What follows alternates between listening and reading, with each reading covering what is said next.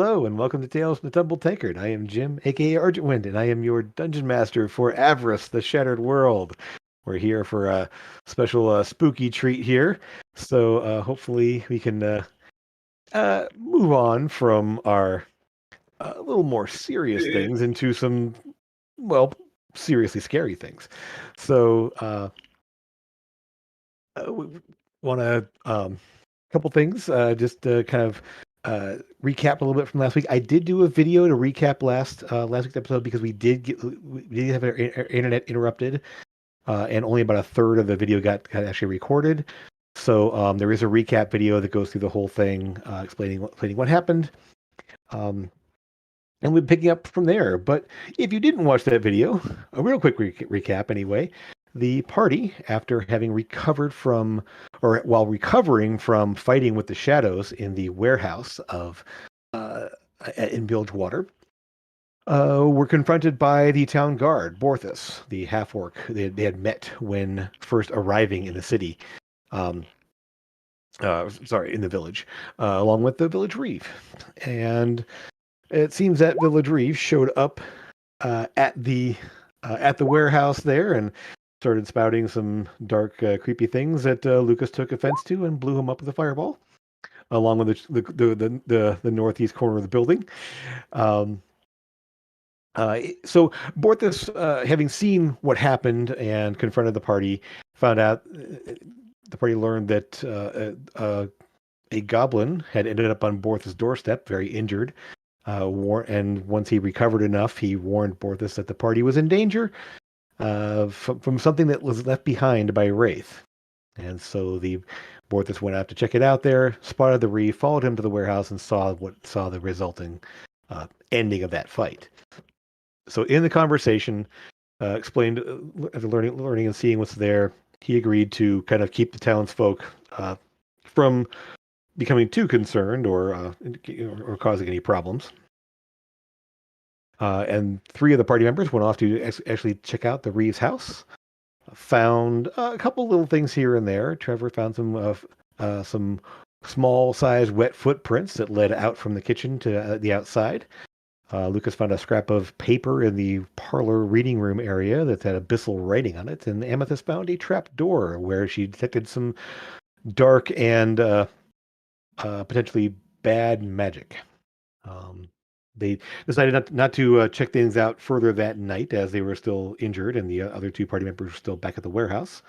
So they went back and finished their long rest, came back in the morning, and found in that basement area a dark shrine and definitely evil magics involving necromancy and such, bones and other things, although they did find a very nice rug.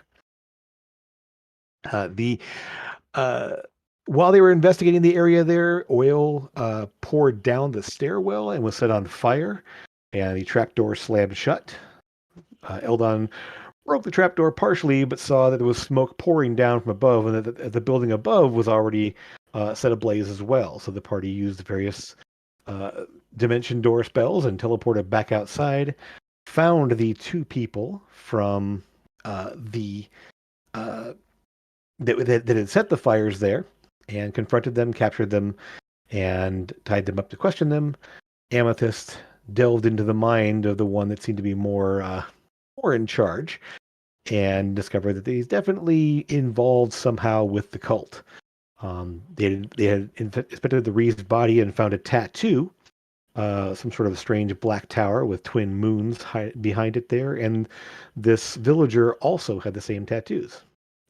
But while they began to think about what to do with them, Trevor took matters into his own hands and shot the villager, killing him, setting off a rather difficult situation. So the party confronted him, obviously murdering a citizen, regardless of what the situation was there, was not going to be a good thing. So they did shackle Trevor, so that the bystanders and everyone else there saw that he was going to be dealt with. They did show Borthus the the after Elney put the fire out, they showed Borthos the basement, and seeing what was there, he was able to then kind of calm the villagers down, send them back where they needed to go. They also set aside some money for repairs for the warehouse, and you can whoever did that deduct some basically about 50 gold total would need to be for repairing the building there. And then took Trevor and left the village, having reassured everyone that he would uh, pay for the crime or appropriately. On the way out of the village, this is as they passed the area where they were attacked on the way into the village there, they did find Kemek, who was actually there at the battle site there where they met Kemek originally, the goblin, who was looting the bodies, actually stripping the arms and armor and everything else, and told the party that he was planning to take it back to Borthos so he could maybe outfit some villagers to act as an actual guard. And have a little bit, potentially a little more defense or a small militia of some kind. And so he was actually out there uh, informing the party that he planned to stay there and help Borthos whatever he needed. And then it was kind of a nice thing to no longer be under the thumb of the goblins and their crushing debt. So that evening, they found a place to camp, and Amethyst had a vision, or actually forced a vision, where for the first time, Amethyst actually willfully formed a connection with Wraith, and spotted, uh, looking through his eyes, saw Wraith on the deck of an airship, moving away from, or moving behind the ship there in the distance, a ruined fortress of some kind. And standing on the deck nearby was a woman, dark hair, pale skin, who Amethyst realized that she recognized as the priestess from the Forge Right Inn that put the caravan worker, the porter, to rest after he'd been murdered there. She had uh, she had identified herself as a priestess of the Raven Queen, but this doesn't seem to be the case, actually. Uh, so, um, we pick up pretty much from there on the trip back to Raven's Crest. And is there anything you want to do as you break camp in the morning and head on out? Before we leave the town? Before you leave camp. Huh. If there's anything else you wanted to have done in the town there, you can just message me or whatever. I mean, pretty much reassure the town folks that things will be dealt with. You left some money behind to deal with repairs or anything else. I wanted to check out that place that Ray stayed in when he was there. And just to clarify, so it wouldn't take long. It is a one room kind of ramshackle cabin, basically. There really isn't much to see there. There's nothing left behind. You've been told that is that belonged to a villager named Cormer, who is no longer around. No one's really sure what happened to him exactly. So there's really nothing, I mean, other than kind of that weird feeling of deja vu of seeing, like, from the angle of the bed as Wraith had stood up in that vision, and then walking to the door and opening it, seeing the view that you saw. There's really nothing of any note left behind. He did not leave anything other than the kind of the dark presence that you can almost feel. Thanks for that. Sure. Yeah. Anything else that you wanted to clarify or?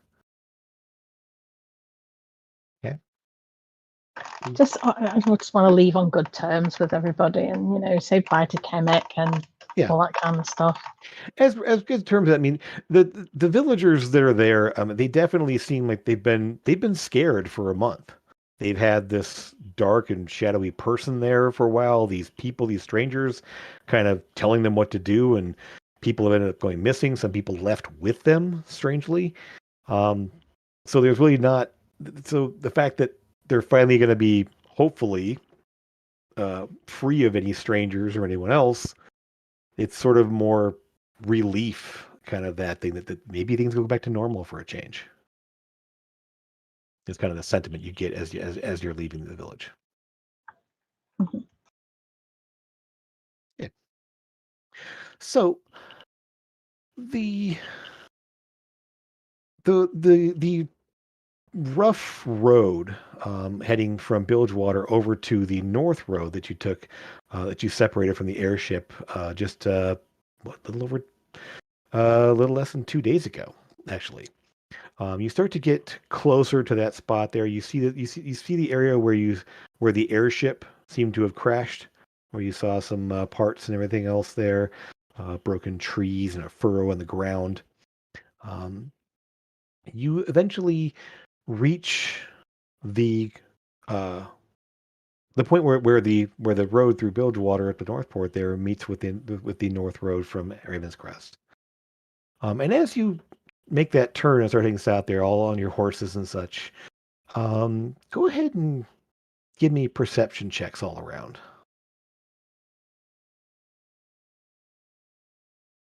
See who notices what. Okay, okay. You know I'm not good with perception. You can still roll a 20. I mean, yeah. Yeah. Well, maybe you should train with it. Get better at it. You've got a good wisdom. No. I hit things and I make them dead. Sure. Okay. So let's see that roll yet, but It didn't happen yet. Character sheets okay. being slow. Okay, no worries. So basically what we have here, Lucas, Eldon, Trevor, all three of you kind of getting back there, you can kind of get, it is a spring day and early spring there. The snow has all melted at this point, leaving kind of a wet, feeling, kind of almost like a low mist kind of around the place there. It's not quite raining, but it is overcast above there. So the forest is a little bit dark.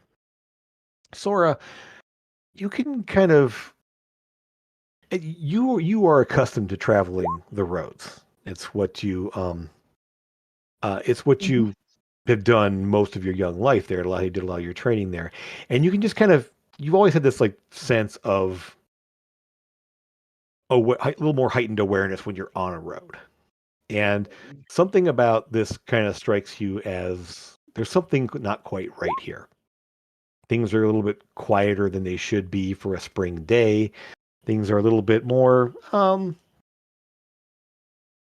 a little more that's what I'm looking for here.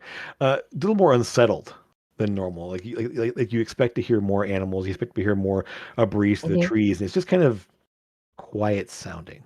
And Amethyst, in addition to that, there's a smell that catches you.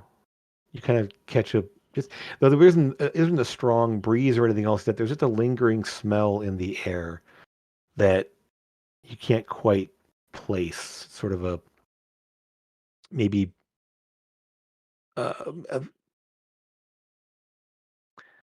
it smells a little like blood and smoke. Not strong, overpowering, but just a faint scent from somewhere.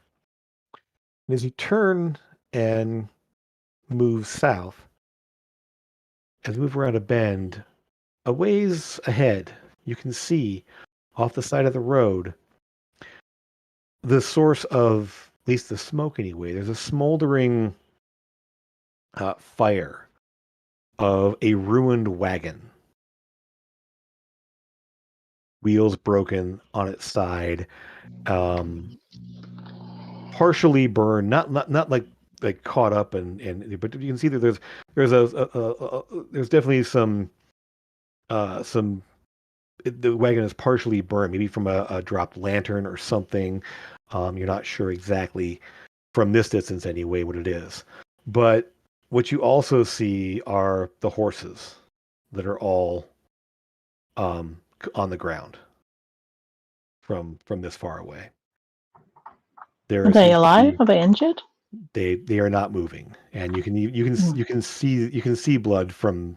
I mean, you're about maybe 100 yards away at this point. And with a 23, as you approach there, you'll also catch some sounds.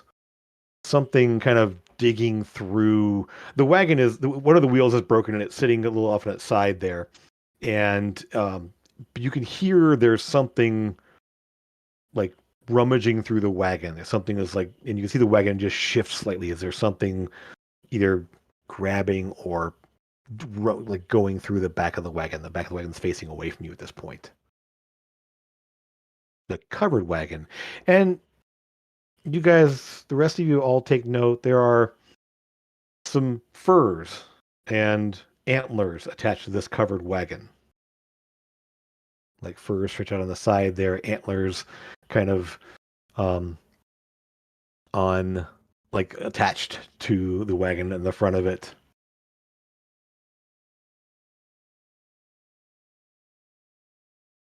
All told, 2 horses that were hitched to the wagon and 2 other horses that are on the ground nearby. I want to go and look at them, see if they're alive. Yeah, get down off my goat. As you approach, you start to hear and see the wagon shift a little bit as something is obviously be on the opposite side of the wagon there. As you get a little closer, you can see that there's something fairly large. You can see kind of a larger shape behind the wagon that's kind of shifting and moving and pushing things around. Trevor will take out both his crossbow and his pistol at this point. Okay. Yeah, I'll go ahead and reach down to my belt and twist and force ballista off my shoulder. So you guys kind of lock and load as you approach. Mm-hmm. Okay. Yep. You will go ahead and give me just a general stealth check to see how soon this thing might notice you. I disappeared. Nice. I'm just gone. Yeah, so you make no sound whatsoever. Essentially, yep. Remember the paladin and plateware. Oh yeah. Where did Trevor's and Lucas go? It's also survival, but it's the same check either way. Oh, did I roll the? Okay. That's okay. It's the same check either way. So you still roll the 17. Well, so. Right, but I get a disadvantage at stealth. Oh, right. Yeah, so go ahead and roll stealth again then and see what you end up with. Hang on. So you're all kind of stepping quietly. Eldon, you're kind of making a little bit more noise because the ground's kind of squishing under your feet a little bit there, and there's little squelching sounds as you kind of hit some patches of mud. We just want that first roll. Okay, awesome. So you kind of spread out a little bit there. Amethyst and Lucas, you just kind of slip off to one side there. Lucas, you're kind of off into the to the brush on the side there, totally out of view.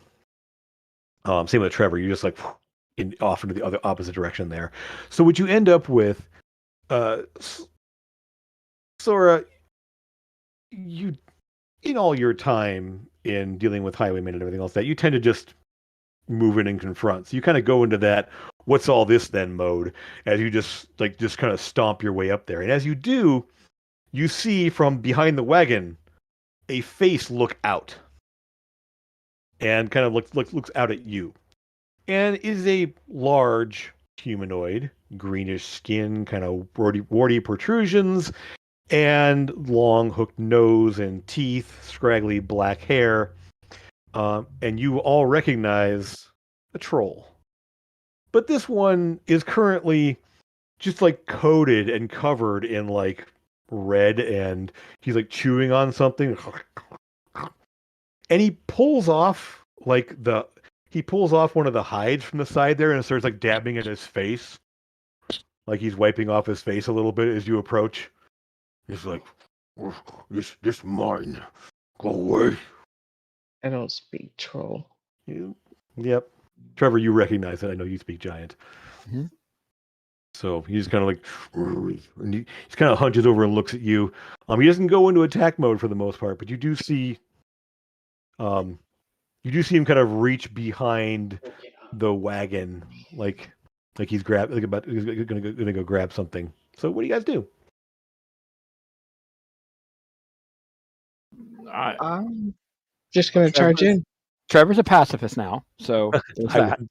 wouldn't say that with a troll, but No, I'm okay. no.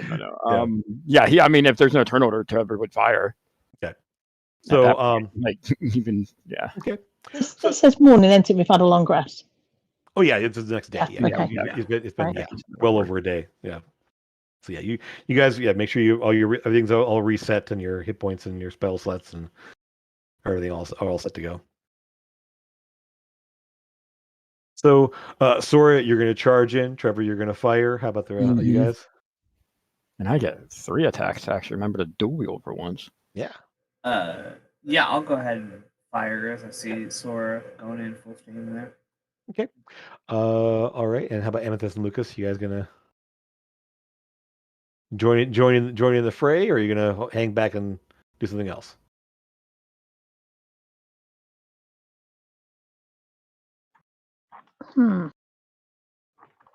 If he doesn't speak common, I'm going to cast comprehend languages so I can attempt to talk to him. Okay. And Lucas will just throw weapons and move in. Okay. All right. So in that case, we'll do the range attackers first, and then the melee attackers get second there, just to see how well this round goes. There, he just sort of like looks at you and just, I mean, obviously, as soon as the weapons come out and things start to happen there, the demeanor just changes from like, "Brr," and he like kind of sets himself and kind of hunches over there, and he pulls out from behind the wagon there. You see a massive like club.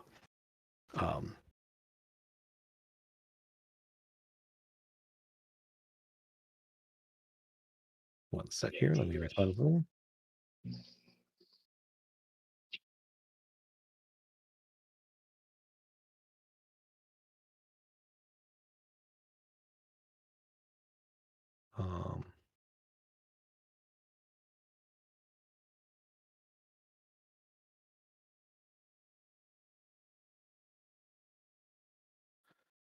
All right. So let's see. So yeah, we'll go ahead and Eldon. Actually, well, Trevor, you rolled lowest there. So why don't you go ahead and roll first? You have advantage because he did not even know you were there. So go ahead and roll your attacks with advantage. Okay. I will definitely do that. Or not. There we go. Okay. Yeah, he goes from like, "Huh, what's all this?" to immediately into attack mode. There, you see the giant club come out. This is a good start. Okay. Yeah. So your first hit, yeah, just and don't forget for the rest of them roll with advantage. Again, right click and choose advantage. And that crit, right? It automatically on there now. Yeah. That's not a crit. That's just Oh wait, hold on. Yeah. roll another D8 as well. Yeah. You can also, when you roll damage, if you right click, you can choose crit. I did, and for whatever reason, every time I do that right now, the chat or the one box comes up right above it. So it's like, okay, but at least I remembered that part. Anyway, oh god. Right. All right. So anyway, I take the first shot. Then I'm going to rinse and repeat. Take that second one. Second shot. And that's with advantage. You said. Yep. Absolutely. It doesn't know you're there. Another natural. Okay. This is fun. Okay. This is fun. So that one was just to me, so you guys didn't see that. But yeah, go ahead and roll that damage as well. It just says to DM. So good lord. Okay. Nice. And the last one is my crossbow attack. Crossbow. Go for it. And Eldon, you are on deck here, so go ahead and whatever you're going to plan to do here. As soon as the shot comes through. So first shot, just basically first shot straight to the middle of the head. Second shot straight to the center. The center, right to the chest there, where you assume the heart would be. Third shot coming in. Now I can't roll advantage with this one because it's not giving me that option. Because it's like just in my inventory, not on my actual my And thing. Then make sure you equip it. It is. Okay. Then I don't know what to tell you. I can't see what's happening there, so I don't want to screw you up by going into your character sheet. So then just roll it twice. That's fine. Just I don't know why it's doing that, but yeah. Oh no, it's all the way down here. Oh no, it's down here. It's in the off the bonus action attack. It's down. Yeah, my bad.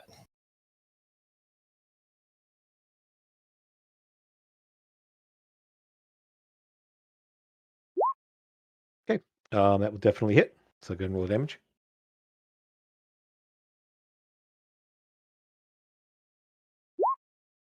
Nice. Okay. So yeah. So just that one just kind of just thunks just to the left of the chest shot.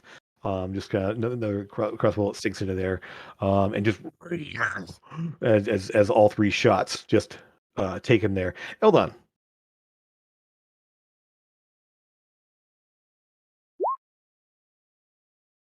Okay. So all right. So right. So I guess casting firebolt then. Then yeah. So 9 damage hits it. Okay. Anything else? And Force Ballista goes off. Okay. Shoulder mounted cannon fires out a bolt of energy. Definitely hits with a 19. So I'll back him off that wagon 5 feet. Force. okay. So yeah, you kind of knock him back a little bit. That's fine. All right. In that case, yeah. So he screams as the fire hits it there. Well, it doesn't do a ton of damage. It does kind of like burn up the side there, and he's as the force, and then the Eldritch Cannon just kind of clips him, and you can kind of see his head snap as it kind of clips him on the side of the head, but not much damage on that one there. Let's see. We'll go with Lucas. You kind of we'll go with Sora first. Sora, you're kind of charging in there full speed. Lucas, you're kind of sneaking around the side. With weapons out. So Sora, go for it.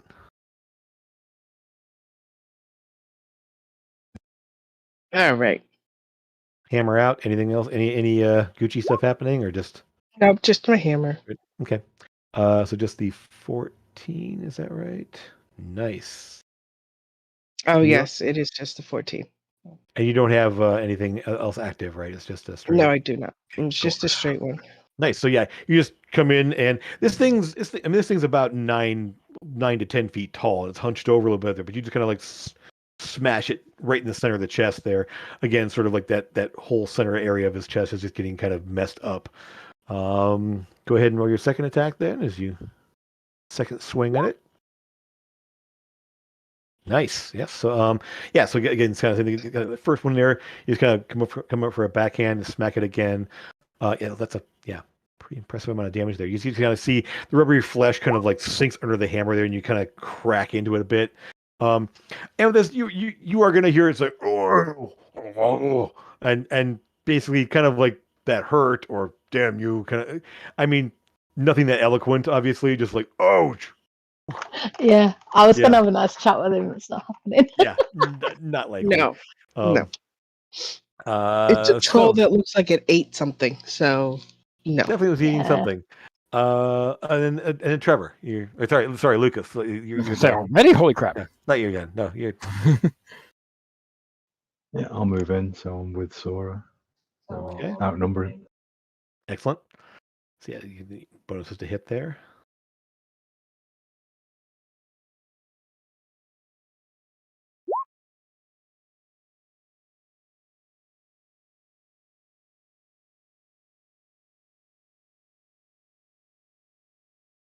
Okay, 11 does not hit, so he kind of like skitters off of its. You can't quite get. It's very rubbery hide there, and just sort of like kind of scrapes off the side there and doesn't land. Second attack. There, your offhand attack, I guess.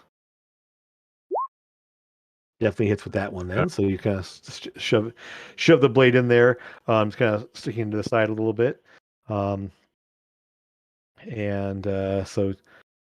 Actually, yeah, even with the outnumbered, it wouldn't quite do with 11. So, all right. Amethyst. You kind of see everyone. You guess the comprehend languages there, and then everyone rushes in. You're like, oh well. So if you want to do something else at this point, you can. I'm gonna do chill touch on him because they regenerate, don't they? We did get hit by fire already, so. Oh, did he? Yeah, but I mean, it doesn't hurt. It's still good. Still a decent damage spell if you want to throw that out there too.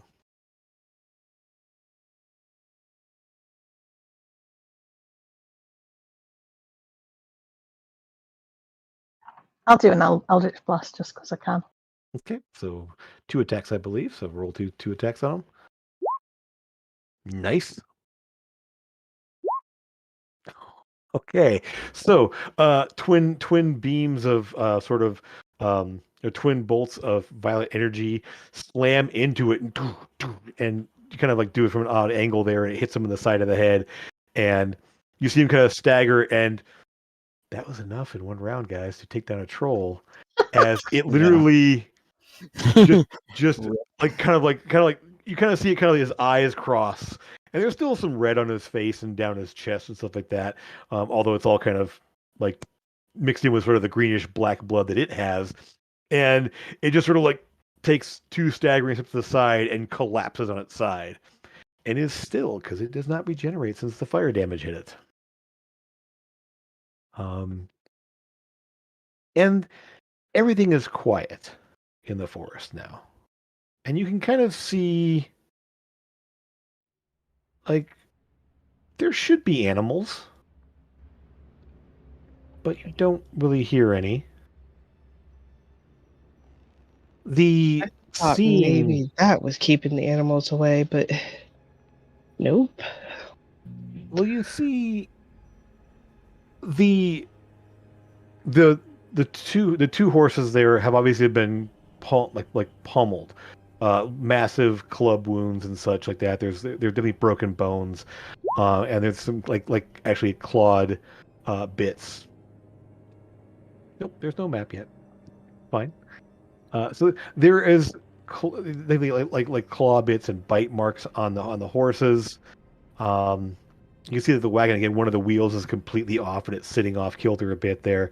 And when you come around toward the back, you will find the bodies of 2 people.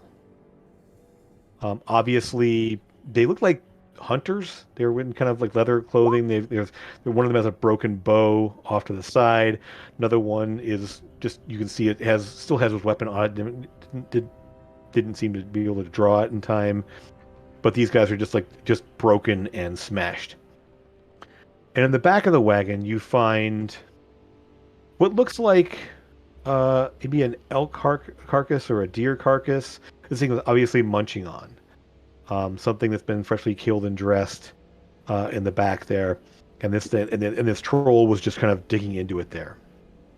But go ahead and give me investigation or perception or survival, any one of those skills that you might have as you're looking around the area. Well, I have to make guidance as well. So. Sure, absolutely. I'm not going to. Okay. Yeah, it's fine. I don't need. Yeah, no. You got 20. It's fine. Mm-hmm. 25. Nice. Okay. So Amethyst and Lucas, Thora, you're just sort of like looking at the scene of destruction around. You're kind of taking it all in there, looking around. Definitely the body of a troll. You don't see. You've encountered trolls before. Usually you drive them off. You have a group of people that have like torches and such, or have ways of like making sure they don't regenerate. So you know how they work. Okay.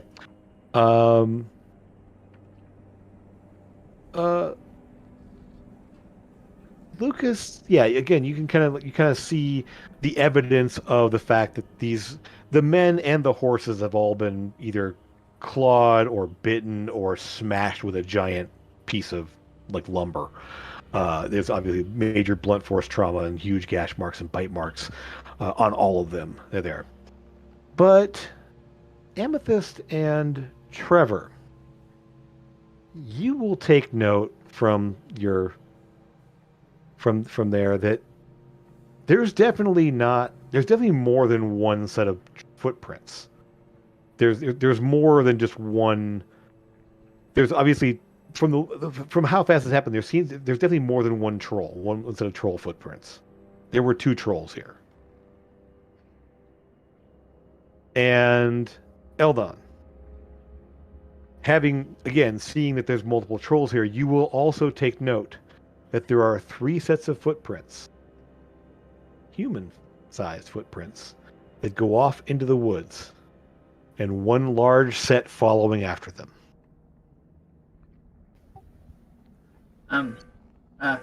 Y'all, we should follow these. Look over here, guys. Look.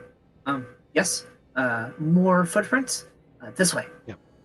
It's not hard to spot because, while there's some overgrowth in it, you see there's definitely some broken branches and shrubs that have been trampled off in a certain direction there that goes deeper off into the woods.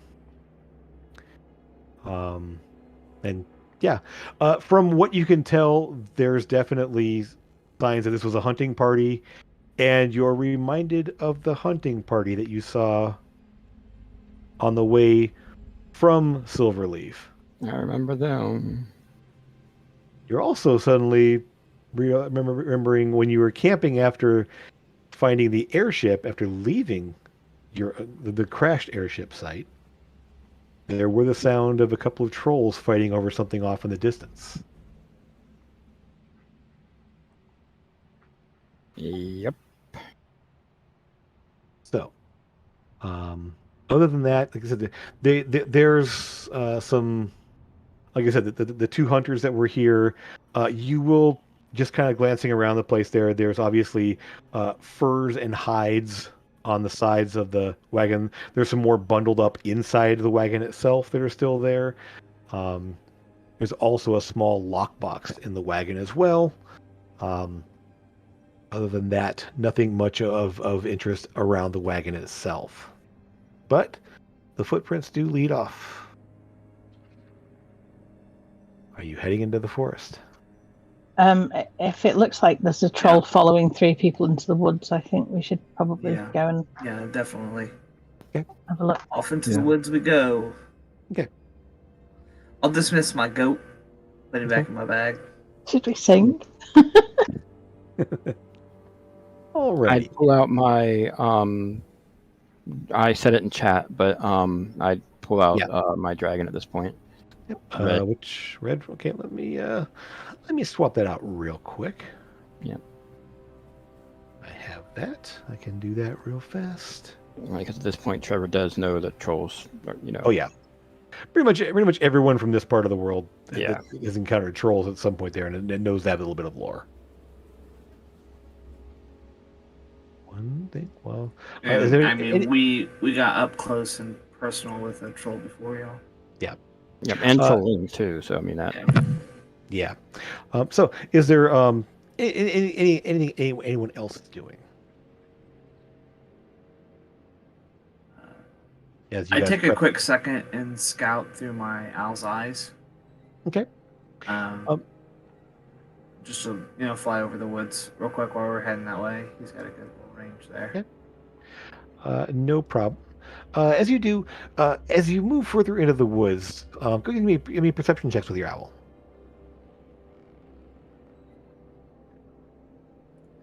Aid with advantage. Yep. So as Eldon's owl goes flying up around, anything else? Anyone else doing? Prepping or casting or? Bad rolls. I would assume Amethyst, your mage armor is up at this point, so you can go ahead. Yeah, because it lasts 8 hours, I usually put it up in the morning. Yeah, that's fine. Okay. All right, then as you move off into the forest,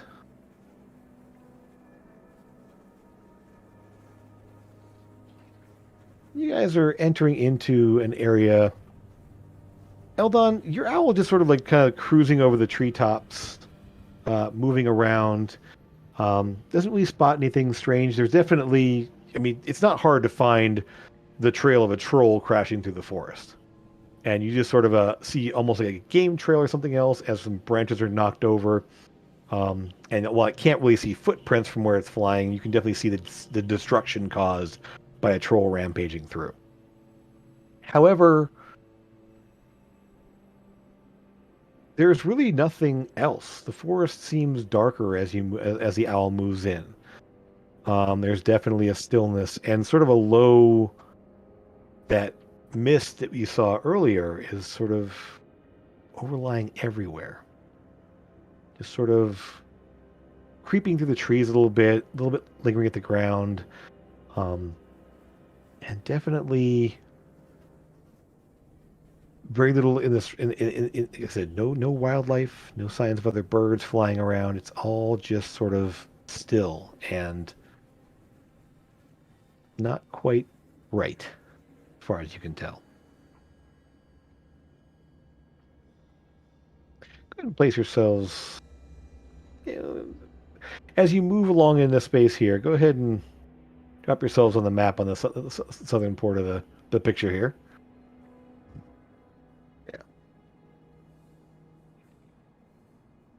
Yeah. You can see who's moving where, essentially. You see.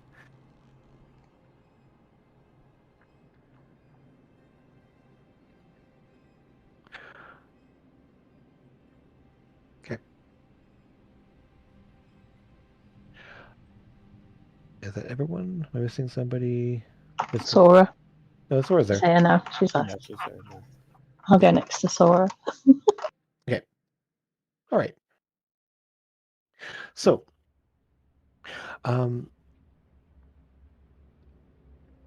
as you approach sort of, it's almost a bit of a clearing here, and you realize there's a lot more broken branches and shrubs. There's been something else happening here by the look of it. Maybe a fight, maybe something large moving through this area. It's hard to tell exactly beyond the troll's path that you're kind of following. You can see the large clawed footprints churning up mud and such like that and smashing branches and everything. It seems much more fresh. But there's a lot of these toppled trees and broken branches and everything else that seemed older. It's been like that longer. Maybe a harsh winter, maybe a storm blew through. It's hard to tell exactly. But give me perception checks as you move into this area. Okay.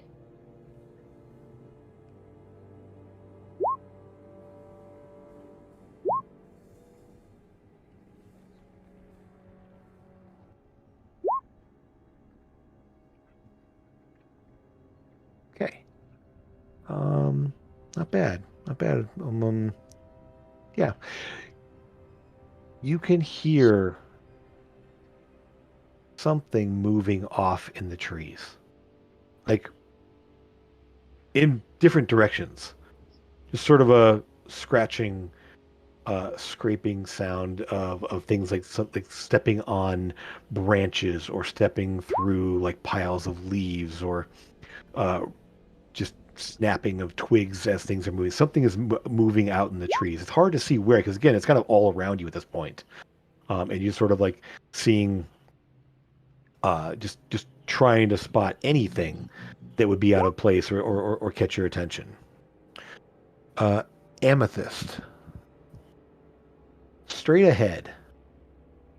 Right up through this sort of like, as it looks like the trail kind of heads off to the right here. But moving through here, you see a large shape.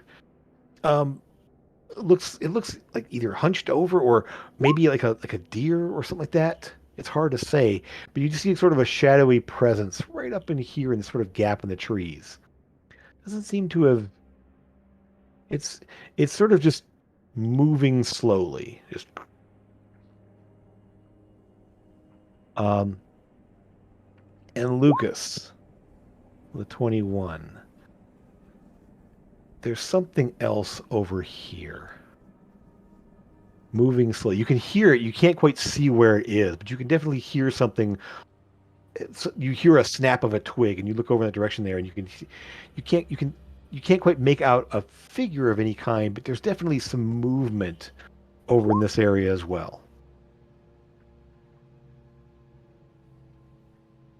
What would you like to do? Moving quietly. Okay. As quiet as me and Sora can get. Okay. Yes. How close are these things? Pointing them out there. Let's see. We can just make out broad shapes in the. Maybe 60 or more feet off in that direction over there. Like 80 or so feet up ahead. So there's a lot of trees. It's not well lit. So yeah, basically, it's hard to see on the one on the left because you're just seeing movement. You can't really see any distinct figures. But yeah, that's kind of what you're getting so far.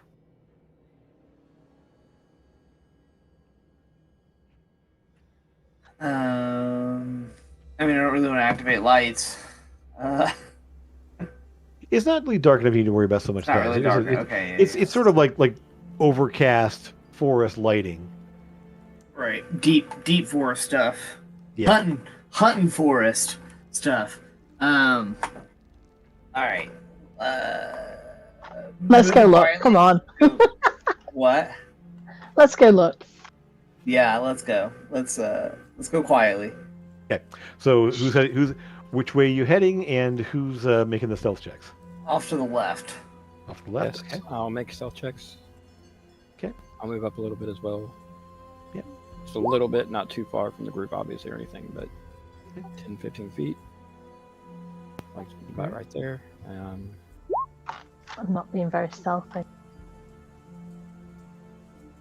Me either. I get to re-roll. Yay! That's better. I love halfling so much. Okay.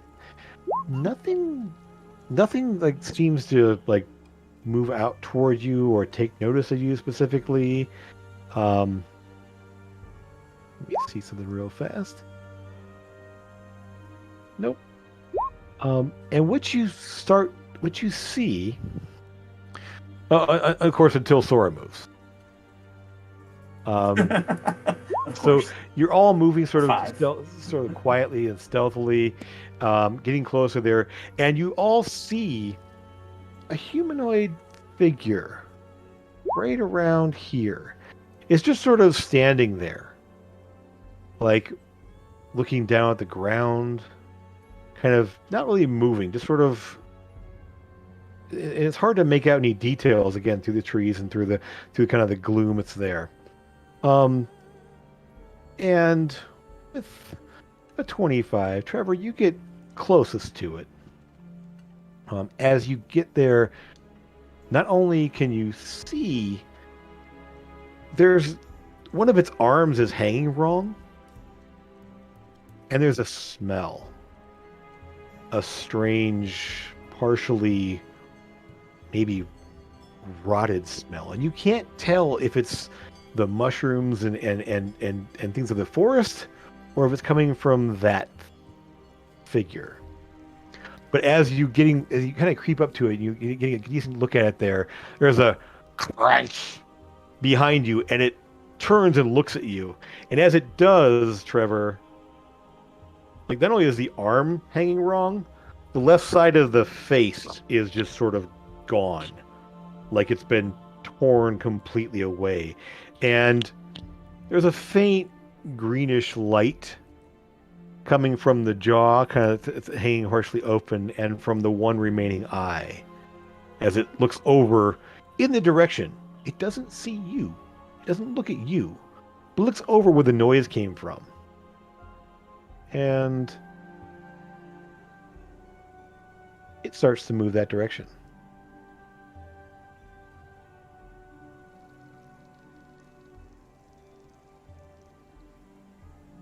You guys, let's see.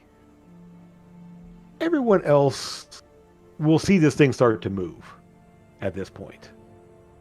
Those of you who moved a little closer, those of you who moved off the direction there and rolled your stealth checks, you can kind of position yourselves in a new spot if you wish. But there's definitely something walking toward you in that direction there. And as it does kind of move through the gloom there, the overcast light down from the trees will illuminate the same thing that Trevor saw there. This kind of hanging / the left arm like hanging badly, the left side of the face gone, the slack jaw, and it doesn't make any sounds. Just sort of walking toward you. What do you want to do?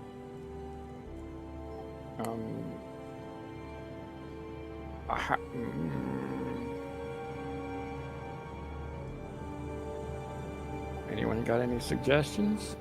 Kill it with fire. Yeah, kill it with fire. Hey, let's roll for initiative. Not kill it with fire.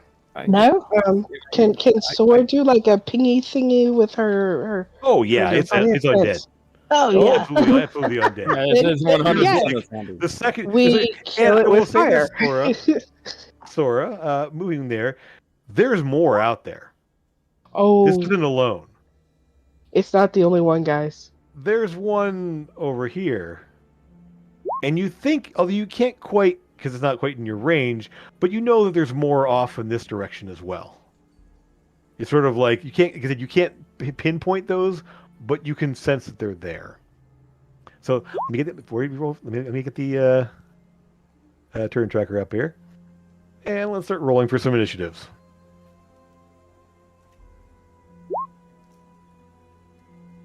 Nice. Cool. Nope. I rolled the same thing. Yeah. I rolled an 11, but like I was just rolling to get myself. Oh wait, I didn't highlight my freaking character. Never mind. Hold on. Woo, to 15. A 4. You also have advantage. Don't forget, Amethyst. Oh yeah. Because you are sensing danger from your dagger. It is now definitely not any better though. Sorry. Okay, let me go ahead and roll that. Wow. That's not a 22, by the way. That's an 11, just FYI. I swear. Sure. I got pie. Have I ever been first in initiative with Trevor? Like, ever? I don't think I have. I don't think I've ever actually been first with Trevor, ever. Because hold on, the monkey goes on your initiative, right? Right. I didn't mean to cool. click. I have both windows open and accidentally clicked on the homunculus. I removed them, so we're all set there. Okay. Yeah. We now have. Hold on. You see a freaking zombie. It is walking toward you. It is kind of like, it's a little different than the last one you saw. This one has sort of that greenish glow to the eye, the greenish glow in the mouth, and it's obviously much more like.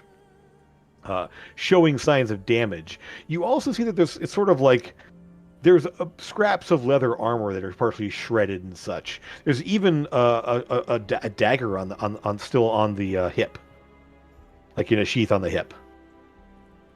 Okay. Still looks a little wet too. Gross. Very gross. So then I'm actually going to reach up to my owl. That is housing that fun fire elemental that I'm slowly becoming so much friends with. And my gauntlet will shine real quick, and then the fire that is in him suddenly starts coming out of little vents that are in his thing, and I'm going to cast a 3rd level Dragon's Breath. We're going to go with fire. Give him his own fun elemental thing that he likes. Okay, so you cast. You go and cast the Dragon's Breath there. So your little owl is now alight with fire.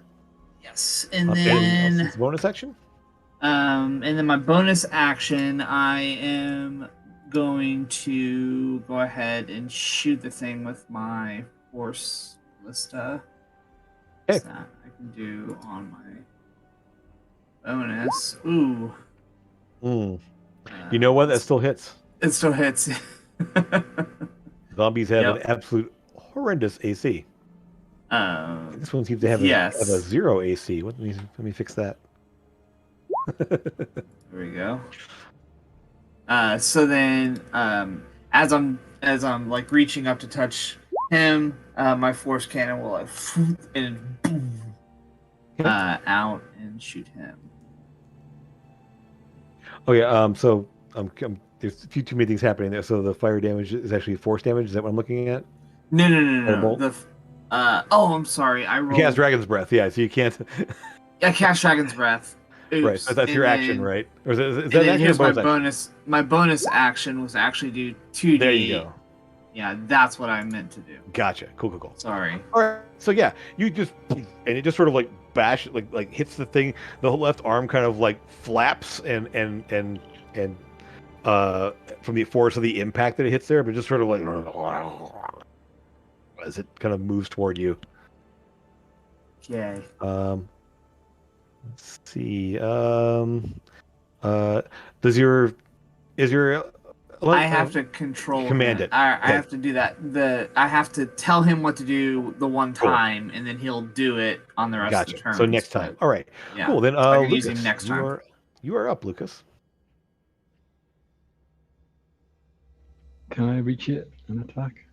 Let's see here. It should be actually, if you look there, it's 40 feet from you, so you're not quite.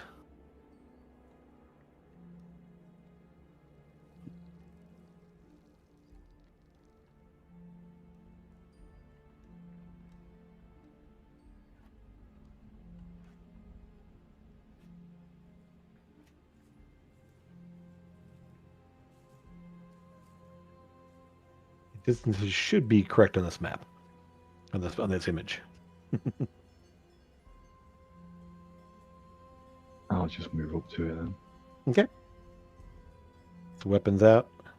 Okay. All right. So you definitely just gotta, and it sort of like kind of tracks your progress as it runs up to you, as you run up to it. Are able to kind of get there and it just turns and looks. Sora. Anything else? The bonus action or anything, Lucas? No, it's fine. Cool. All right. Sora. I am going to turn on Divine Smite, run up here. Why can't I click on my person? There we go. And smack him. Okay. So, right. Yeah.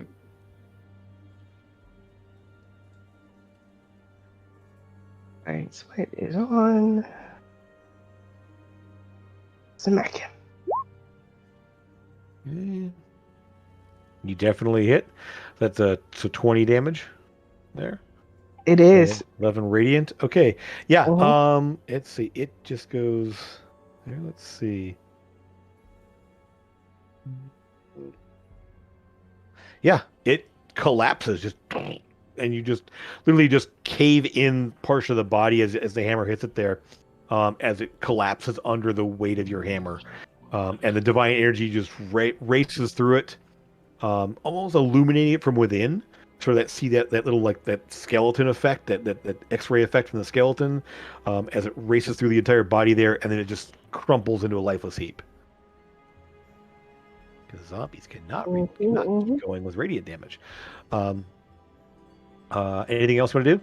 I have no more movement, but I will probably bonus action with some Thunder Smite.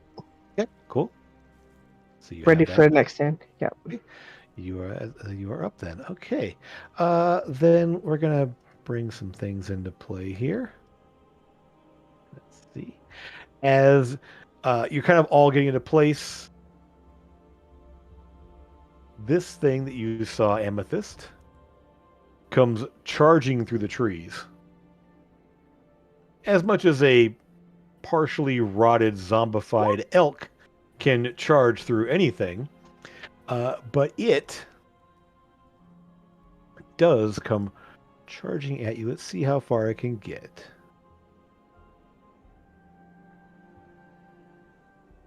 Nope. Okay.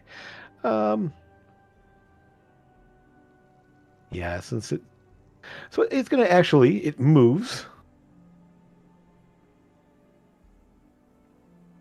to about there. And as it is seemingly building up speed. The flesh hanging off of it, and you see the face more almost like skull than actual elk anymore. It then lowers its head and keeps going. And whoops, not onto you, in front of you. Sorry, and ends up slamming its horns, trying to anyway slam its horns into you, trying to gore you. You easily kind of duck out of the way as it sort of just kind of like hurtles past you a bit and ends up right about there. Sort of like and just sort of trying to turn as the legs are all sinking into the mud and such. There's bone protruding in various places there. And we have one more showing up. Another zombified person moves up the trail. This one, you see a bit of more remnants of fine clothing. This one shows signs of being bitten, not by troll, he's not crushed, he's not broken anything. He shows signs of a large chunk out of his right leg, and another one on his left abdomen, like large bite marks there, marring the otherwise fine-looking clothing he's wearing. Again, the same kind of glowing green eyes, as it moves close there, the kind of the greenish glow in the mouth. And you'll see another one moving up behind. It's sort of on this other trail. This one's still farther back. It's not moving very fast. As it's moving closer to you. That is their go. Trevor, you're seeing some zombies and a big old zombie elk. I am, and I'm going to finally be able to do something, hopefully. Let me right there. Yeah, right there, for sure, 100%. And I am going to fire. This is going to be a piercing shot. Okay, what's the range on this? Is the weapons range? It is, yes. And plenty of range, yep. Yep. So you line up the shot and try to fire. So, first shot on the guy here. We're going to hit. Oh yeah, absolutely. So the first one hits. Roll that damage. Nice. Okay. And then... So that's to both of them. Then you roll the second one with a disadvantage. Oh yeah, that's right. Sorry.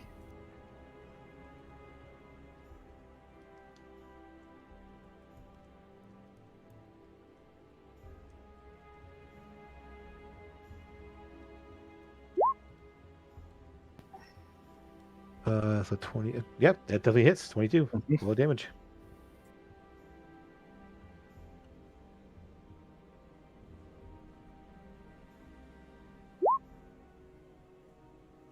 Okay. As you see, the first shot just goes straight through the body of the guy. It almost doesn't seem to react to it. Just kind of goes punches straight through, and then hits the one further up the trail behind there and thuds into that one. Yep. And I'm going to take my 1, 2, 4. Yeah, I'm going to take my second shot. Okay. The first guy? Yep. Because I don't think I can do that twice. I actually can, but I'm not going. You just I'm not going to spend both your points. I'm not going to spend grit point both on the zombies. No, I might need that. Well, I mean, as long as you kill one, you get it back. True, but I already rolled not. Definitely hit. Yeah. So roll that damage. 7. Okay. That will. Whoops. Come on now. That will thud into it. Still up. And I get my last shot with my crossbow. Okay. Fire into that one.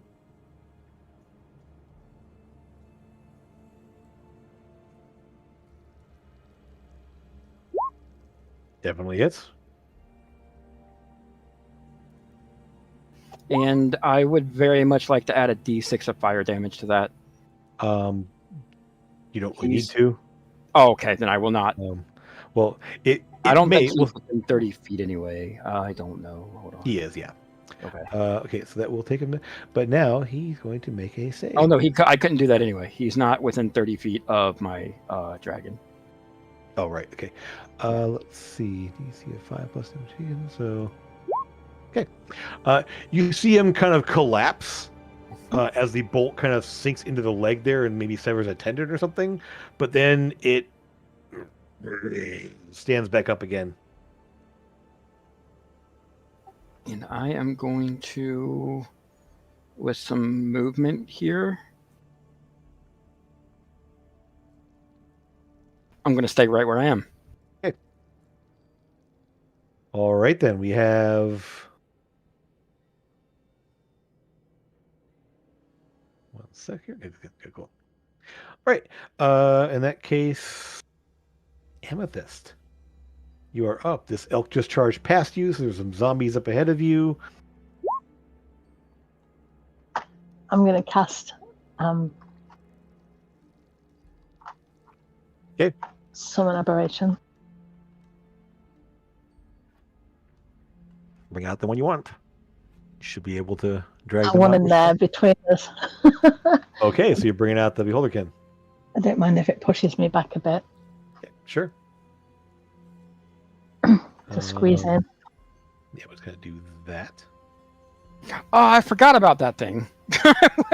Literally. So you all see as Amethyst kind of like gestures and makes and casts a spell there, as a large orb of a strange scaly creature with a massive eye in the middle and eye stalks all around the outside there kind of forms into being, and between her and the elk.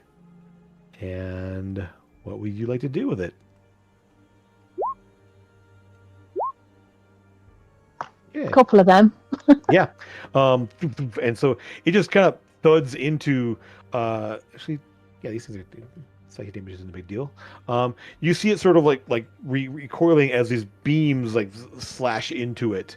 You definitely see it is taking some damage. As the elk sort of like twitches and tries to turn.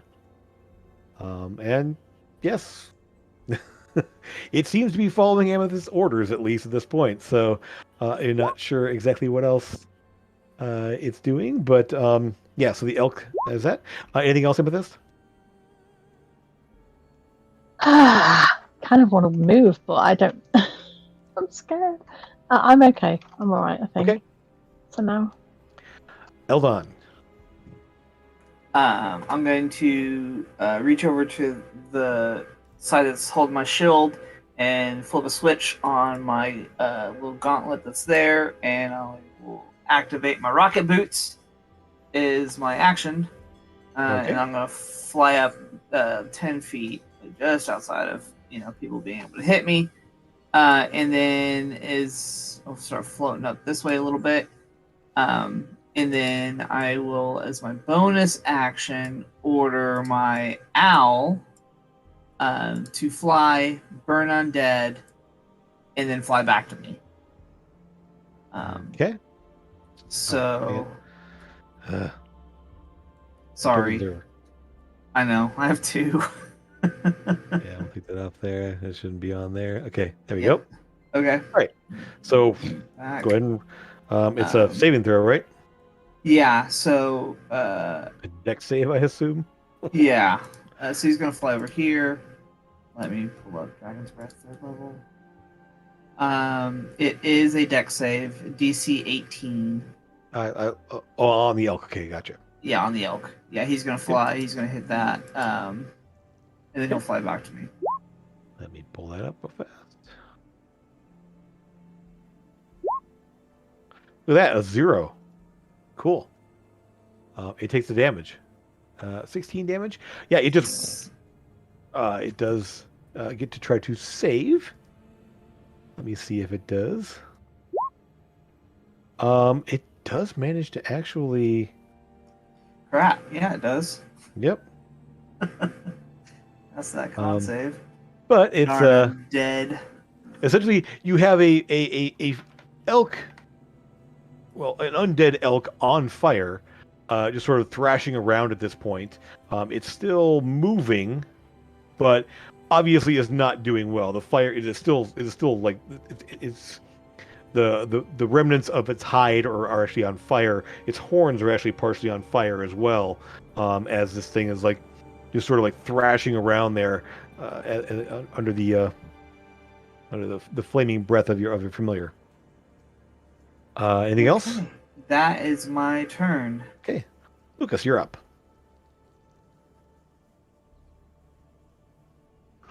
Nothing in range again.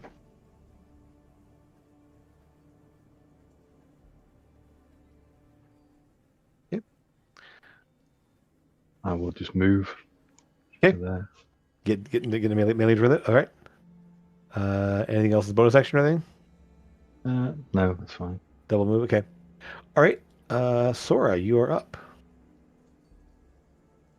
Don't think you can get to anything with a single move, but you can get two things. Get in range of things.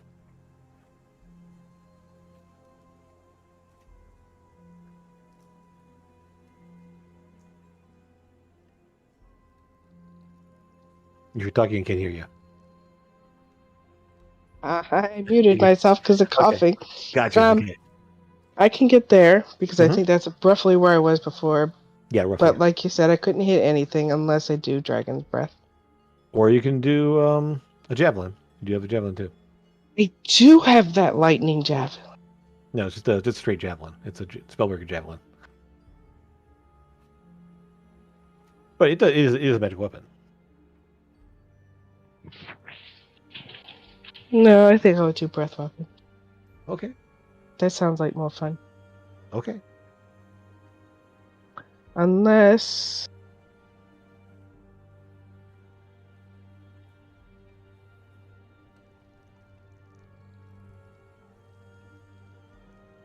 Will it hit all of my friends too, or just...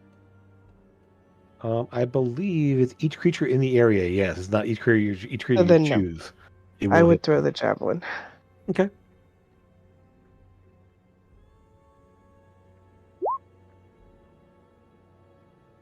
Uh, 12 will hit. So the elk, or the one the elk here. I'm not sure why we're hitting the elk. So no, the zombie. Well, the elk is a zombie elk. It's a zombie elk.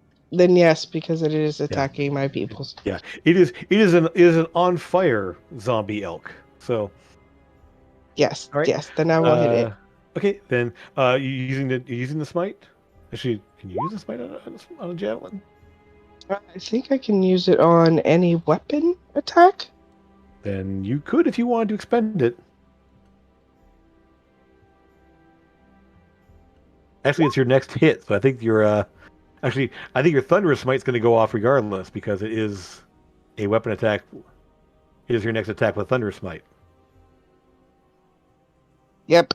It's a good roll. So it's 10 damage plus 2d6 thunder damage, I believe is what it is.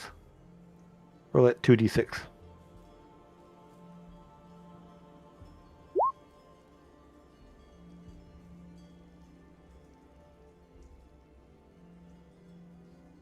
Oof. Okay.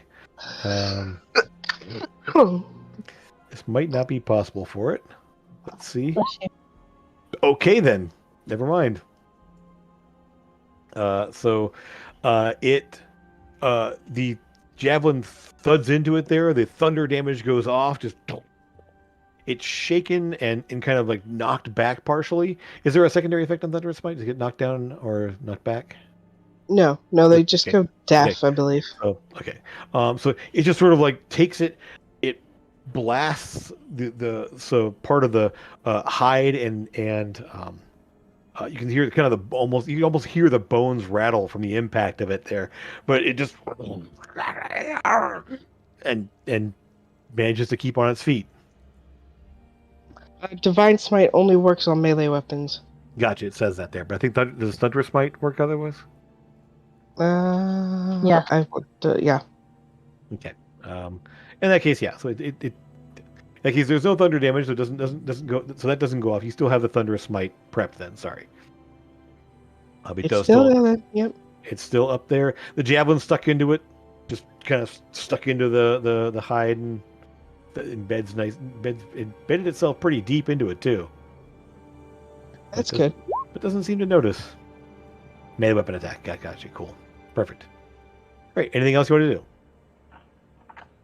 Nope. That's all I can do. If you have a second javelin, you can also throw it too. You have two attacks. Just push back and knock prone as well.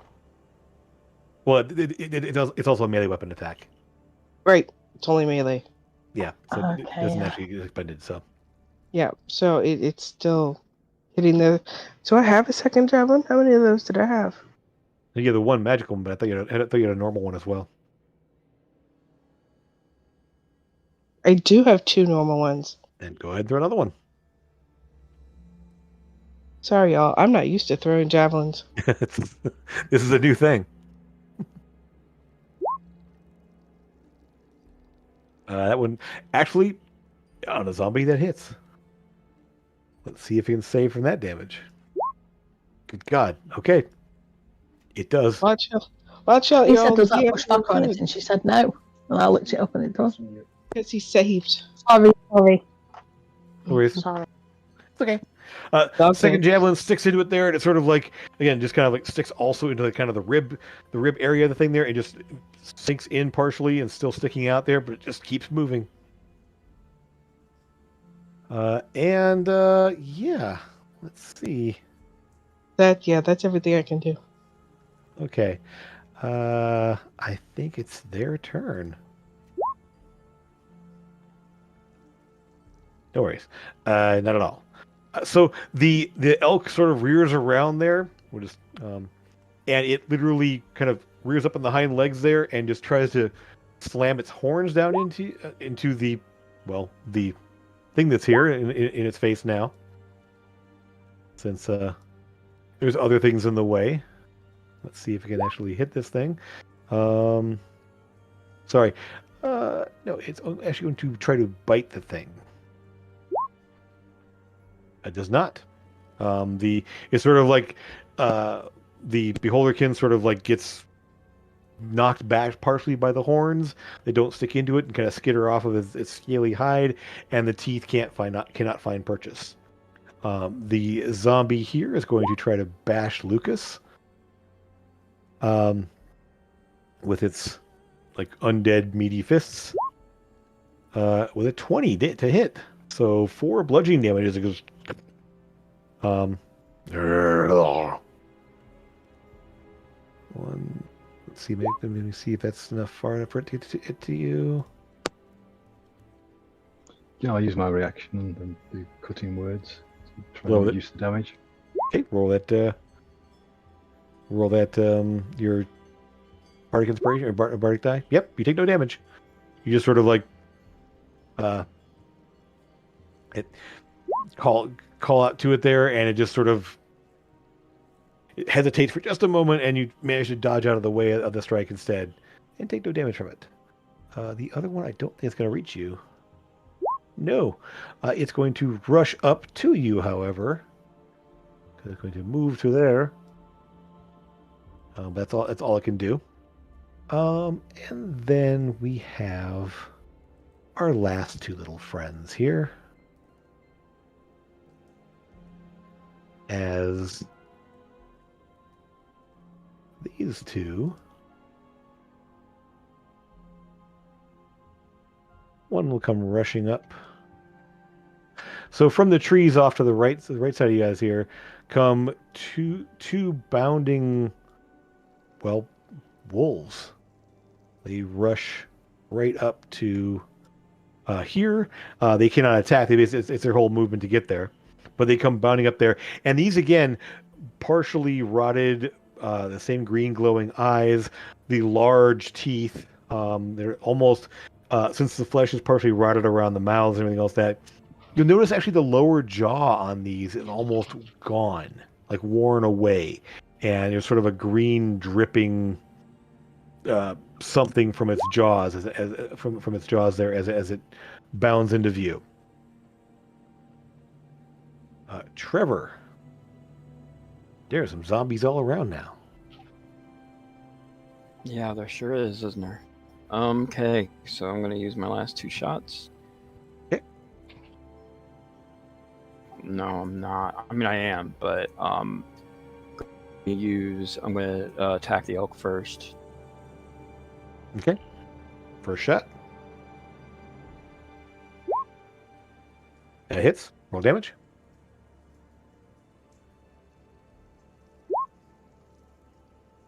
Okay. It's going to try to save. Wow. Okay. Wow. The bullet just tears into it there. You can't see. You can kind of see some flesh and bone go spraying off the side of it there as it hits. Yeah. So there's it's still up. Does not go down. I'm gonna take my second shot. And last shot for that until I reload.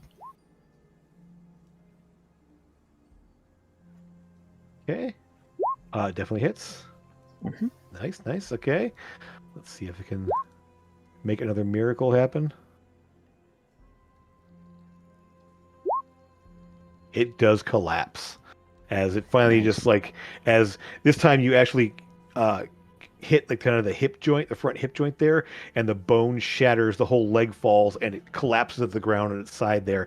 The 2 javelins sticking into its side as it collapses there drive into the body itself, sticking out the other side now as it collapses and goes still. Awesome. I'm gonna look over at the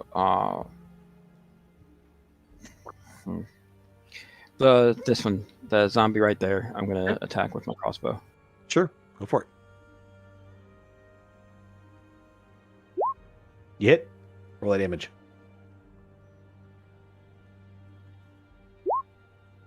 Okay, Lucas, you see a crossbow bolt, a small one, come flying just past your shoulder and thud into the chest of the one that's here.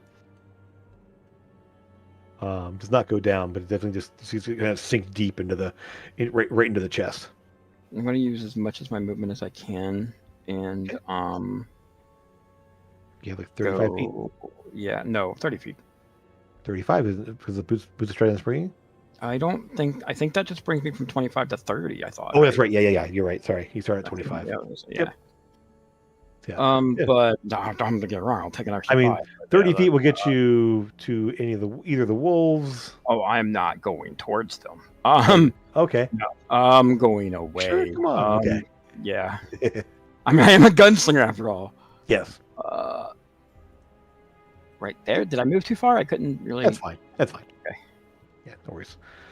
Basically, kind of lining up another shot according to him. Sure. He probably won't do that. Yeah, but he's just going to start, actively reloading. I know I can't do that now, but right. Just, from what he's actually starting to do. Okay, so you lining up for another shot there. Amethyst, you are up.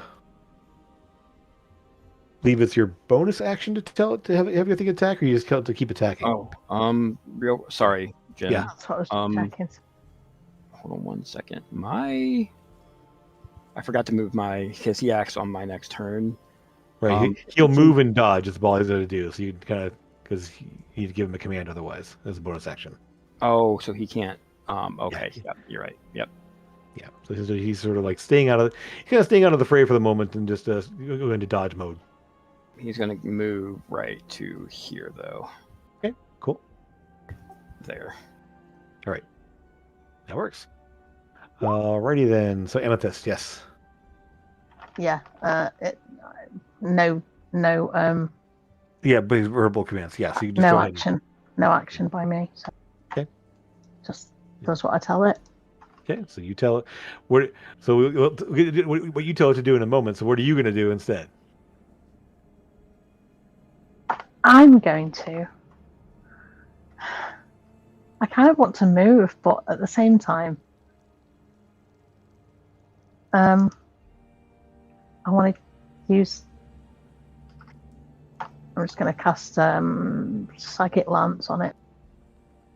On the wolf? Oh, that's quite a big spell. I forgot. Never mind. It's 29 damage. Oh my god. The map just blows up. Okay. I probably didn't need to use that. That's a 4th level spell, isn't it? Yeah. Okay. I will. If you want to change that to something else, or not realize what you're clicking on there. If you want to switch it up, you can. No, it's fine. Okay. All right. So then, it's a single target, right? Yeah. Okay. All right. I'm just going to go ahead. It's a zombie intelligence save. No, just it's just going to go ahead and fail that save and take 29 damage. It will, however, try to get a con save, but not with a 22 since you did more than that. So, this one here just and it just drops to the ground. Good, it was next to me. I didn't like that. Yeah. So literally, you just kind of look at it, and a beam of psychic energy just like cuts it in half, and it drops to the ground. They're lifeless. I can move now, can't I? Yes, you can. Nothing's Yeah, melee I'm with just you. going to back up a little bit. Okay. And what is then, your beholder kin doing? Go to there. It's using range attacks. Oh yeah. So if you move there, he's going to be actually disadvantaged. That's true. So, yeah. I was thinking that because Lucas is got 3 of them around him. I was gonna also. I'm gonna cone those 3. Okay. So you want to just blast the wolf, or you want to try to shoot the other ones? The wolf you have the best chance at. The other ones have. Yeah, I'll just go for the wolf because that's less things on him. Go ahead and roll those attacks. Those definitely. Wow. Okay. Let's see. So the first one, I think we'll be enough to drop it, so it'll be saving from that damage. It does manage to save from the second, so it gets torn up, but just blasted away. Chunks blasted off the flesh there. It is still up, but it is looking, well, it's a zombie. It already looks terrible, but yeah, it looks really messed up. As it's now just sort of like chunks of flesh and bone have been just blasted off of it. Anything else? Okay. Nope. Hold on, you're up. So I told it what to do, so it's gonna do that on its own turn. So he's gonna come up. He's gonna fly right over here to Lucas. Then we'll cone these guys. Sure, it'll hit all 3. So that will be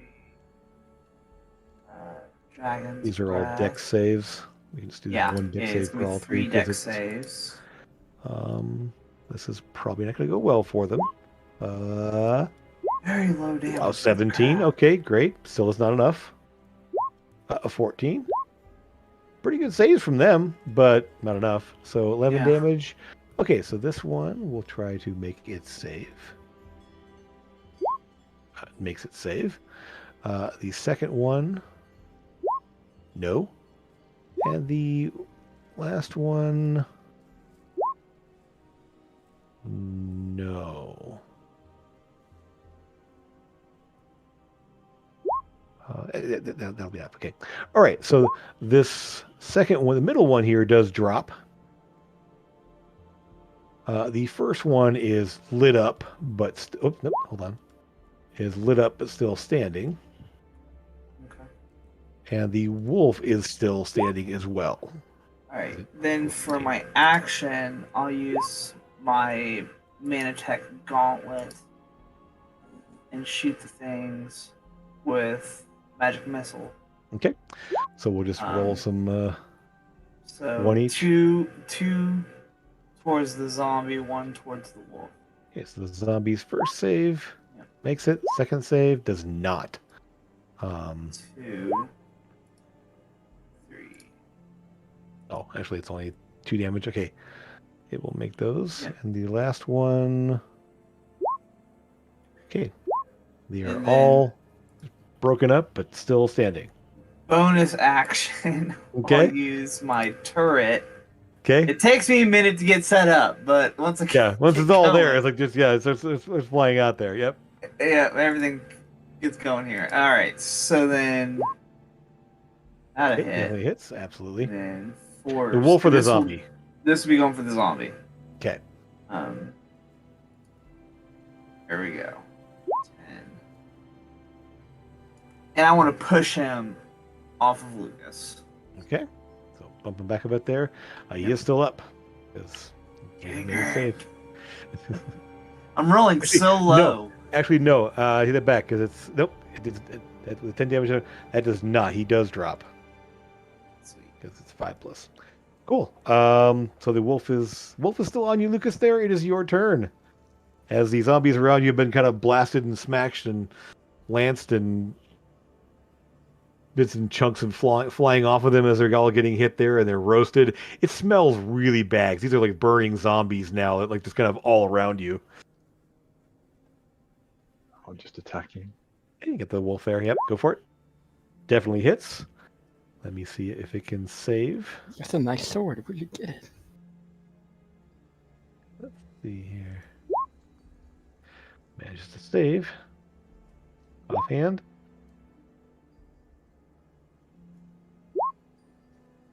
Okay. These con saves are just stupid. Okay.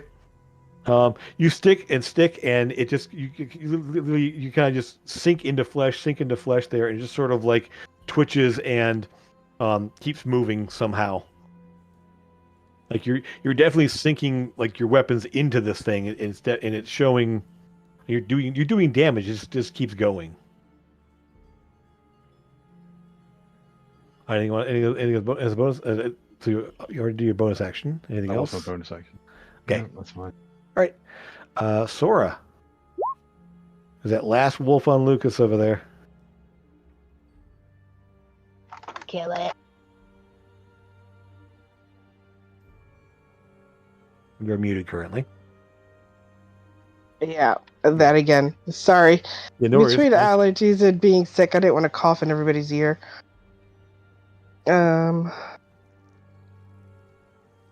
I'll run up to it and just smash it. That's what I'm gonna do. Oh, a little out of your reach, unfortunately. The last wolf to run up to it. It's 40 feet away, isn't it? 40 feet. Yeah, it is. To get right there. It's a little abstract here. Okay, yeah, it's fine. Go for it. Yeah, the Okay. map distance because it's harder to see Yeah. than most. Yeah. It's fine. I mean, If not, I could just move up and use breath weapon. okay. I mean, you can swing it out there. Okay. You smack into it there. And it does not save. So you do bring the hammer down on the skull of this thing there, and it just cracks, and you feel you hear the bones kind of crunch as the whole the spine of the back of the neck just kind of caves in, and it drops to the ground lifeless there.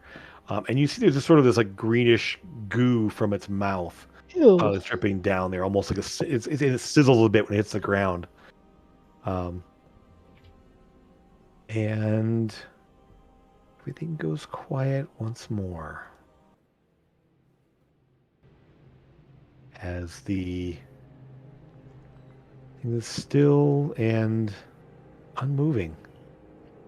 The bodies all around you are there. Give me a religion. Those of you who have it, give me a religion check. I kind of want to take a sample. Sure. Also. I don't know why I don't have it, so never mind. I'm not rolling it. Okay. Ooh, I will do that. I can definitely roll. Guidance. Sure. Never mind. It's a natural one. Cool. Okay. So, Lucas, you were up close and personal with these things probably more than anyone for the most part there, as these things that smashed all around you there. There's definitely something odd about these zombies in that obviously the greenish glow, the acid from the wolf's jaws. It doesn't often, you don't often see zombified animals. I mean, it's not impossible, but it's not normal in terms of like raising zombies and such. And you can see, especially in the wolves, there seems to be mixed into the along the bone and along sort of the tissues and stuff like that. It's almost like plant material. Like there's greenish growth almost inside the body. The human zombies, you don't see that. But the wolves and the elk, you definitely see that sort of greenish, like, presence of what looks to be some sort of plant material. Interesting. The forest around you is quiet. There's nothing really else moving. There's no sounds. No Well, owls. there's still no birds. There's still no natural animal sounds, but no unnatural movement either. You don't hear any more crashing through the shrubs around you. You don't see Do I any feel any more movement. pings? Divine Sense lasts for a minute, or is it just lasts for one round, right? Thought it was an hour. Or is it a minute? Double check that, or is it just like a one Come round on. thing? Just pings. It will. As an action, open your awareness till the end of your next turn. Okay, so it would Yeah, require it's fine. no expense there. Then I probably do it again just to make sure. Okay.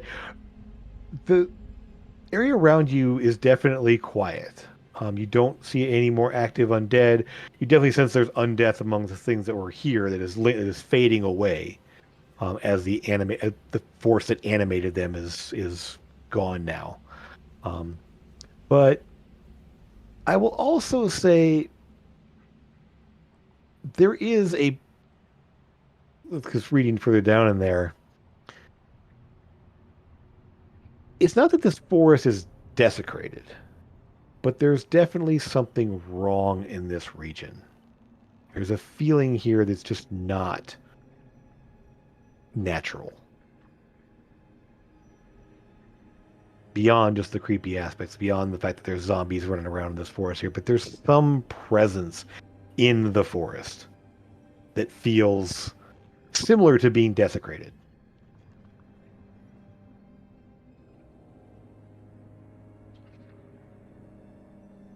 What would you like to do? I think at this point, Lucas is going to start inspiring his companions. Okay. Like 10 minutes. So as you look around and investigating, sort of getting the lay of things, Amethyst, your Beholderkin still stays around for an hour, right? Okay. Mm-hmm. So, the fire that's pouring out of my owl's, like all the little vents and stuff like that on his body, is going to calm down. Okay. All right. So anything you want to do in terms of scouting around the area while Lucas is, you want to use your owl? Yeah, I want to do a real good look around. Okay. Do a real good look-de-loo. Also, I kind of want to focus because they all came from this direction, right? One of the zombies came from over here. Oh, okay. Sorry, they didn't ping. From this side, the elk kind of came from up here. The last two like actual zombies came from this trail heading up this direction, and the wolves came from the off from the right. Oh gosh, it's kind of just everywhere. Yeah, they're sort of all around you at this point. Okay, cool. Oh, 15. We're up to 15. Very good. Cool. 15, I'm going to go ahead and clear the initiative order. Yeah, so I'll go ahead and do a real good fly around with the owl. Go ahead and give me perception checks then. See what you can spot with the owl. If I could roll better today, that would be great. Okay. I will say this. Again, the forest gets darker somehow further up this trail. There's definitely kind of this, the low mist gets more pronounced. The light seems to be a little bit less, like it's not penetrating the area as well. While it's still overcast ahead there, and it's still daylight as far as you know. It should be daytime. Just the forest itself seems to be darker as you move further along this way. And even with 11, there's some sort of maybe a clearing or something, some large shape up the trail a ways. It's still, and you can't get any details without flying down into it. But you definitely see there's some large thing up the trail a ways. Unmoving. Okay. So I'll fly down towards everyone else. I did a small scouting with the owl, and there is something up the trail this way. Let's be very quiet. Yes, Sora. Maybe try your best. Yes. What do you likely? What did you reckon that you're seeing? You got it, dude. So can I roll for an Arcana, or maybe detect without magics? Like I said, from your owl's point of view, it was just a large shape, kind of down on the ground somewhere. Yeah. Again, it didn't. It's hard to see. It could be a large rock. It could be a fallen tree. It was a large shape that kind of stood out a little bit, a little ways off little ways up the trail and off to the side. But I'm gathering that what is happening in this forest is this is not natural. This is an arcane. Sorry. All right. Arcane or nature, either one. Guidance. Sure. If you have nature, if you have arcane, you can go ahead and roll. Anyone else can go ahead and roll it as well. 25, nice. Okay. Oh, I have both. I just one or the other. Yeah. So yeah, Lucas. Yeah. That's fine. 25. No worries. Okay. I mean, you can all since this is not natural. Yeah. Excellent. And with this, you're sort of just. I will say this: you're kind of overwhelmed a little bit by the odd nature of this place. This is not a normal forest, and you've been a bit. This is only a few days. Maybe 3-4 days north of this. This actually isn't that much farther than you guys came when you went and ran into your first slot. It's only a day or two north of that area. So this forest definitely doesn't seem right. There's something wrong here. But Eldon, you get there's less of a presence of undeath and more desecration of something more akin to the Fae.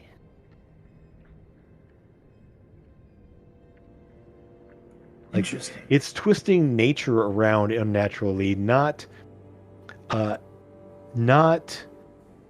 presence of Shadowfell and necromancy. It's more along the lines of the twisted nature of the Dark Fae. We had a small run-in with them. You did. Okay. Yes. So, a small thing, everyone, as we are getting ready to continue deeper into the forest. Yes? Think, the hag that we dealt with, yes? More along those lines than maybe a religious thing, Sora. Yes. Let's all be quiet as we try and find this issue and solve it. Yes?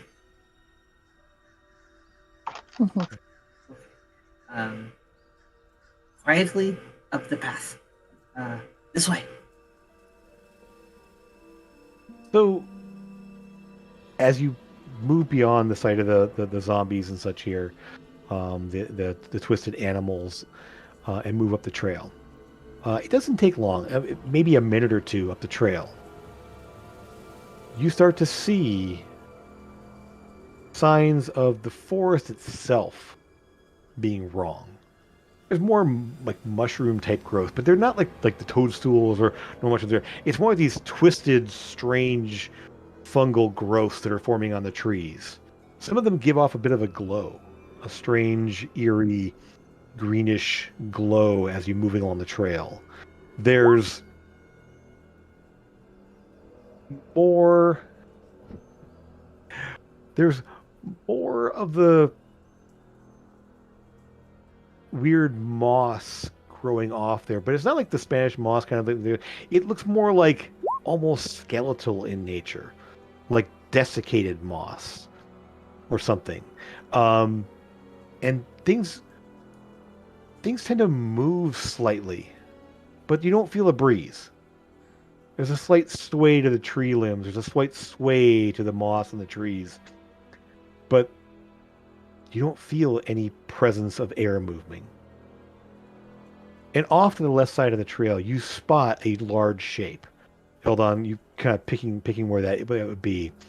And it's hard to make out what it is from where you are on the trail here, but it's fairly massive and hunched over. It's not moving.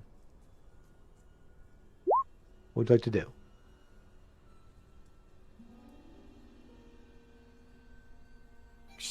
Very, very slowly inch towards it. Okay. You guys want to go ahead and give me stealth checks? You want to approach the thing? We'll just say it's kind of right about here on the map. Hey, Trevor, you're kind of you're moving as quiet as you can, but it's like walking on just dead pine needles and such. Just no matter how soft, there's a bit of a crunch to it. Lucas, you managed to kind of like shuffle and shift your way through there without making any large amount of sound. Amethyst, very similar, kind of the soft footfalls of your feline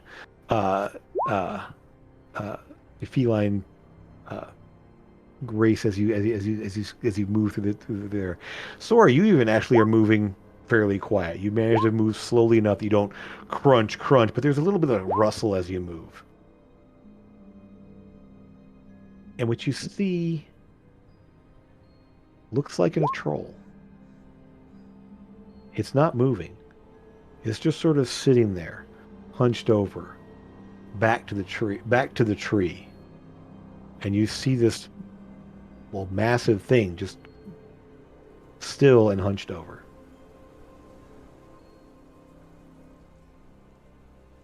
What would you like to do?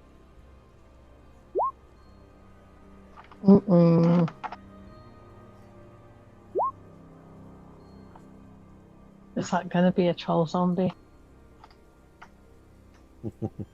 It's a trombie. Oh, Sora's going to go poke it? No, she's telling somebody to go poke it. Okay. Okay. All right. I'll send the beholder to go poke it. Okay. Hey, beholder, go poke Yeah, I it. was gonna say, I can send over my.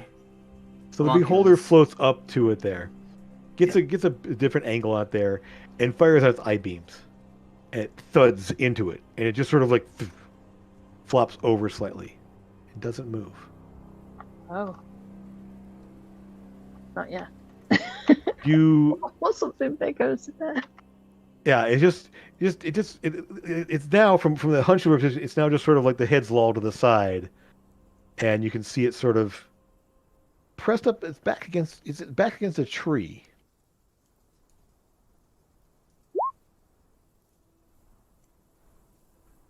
What else are you doing? I'm gonna start talking to it. Okay. There's no response. Yep. You speak in giant. There's no reply. Just quiet. Is it when I say moving at all, any signs of like movement, like breathing or anything like that? Okay. Nope. You see no sign of movement from the thing.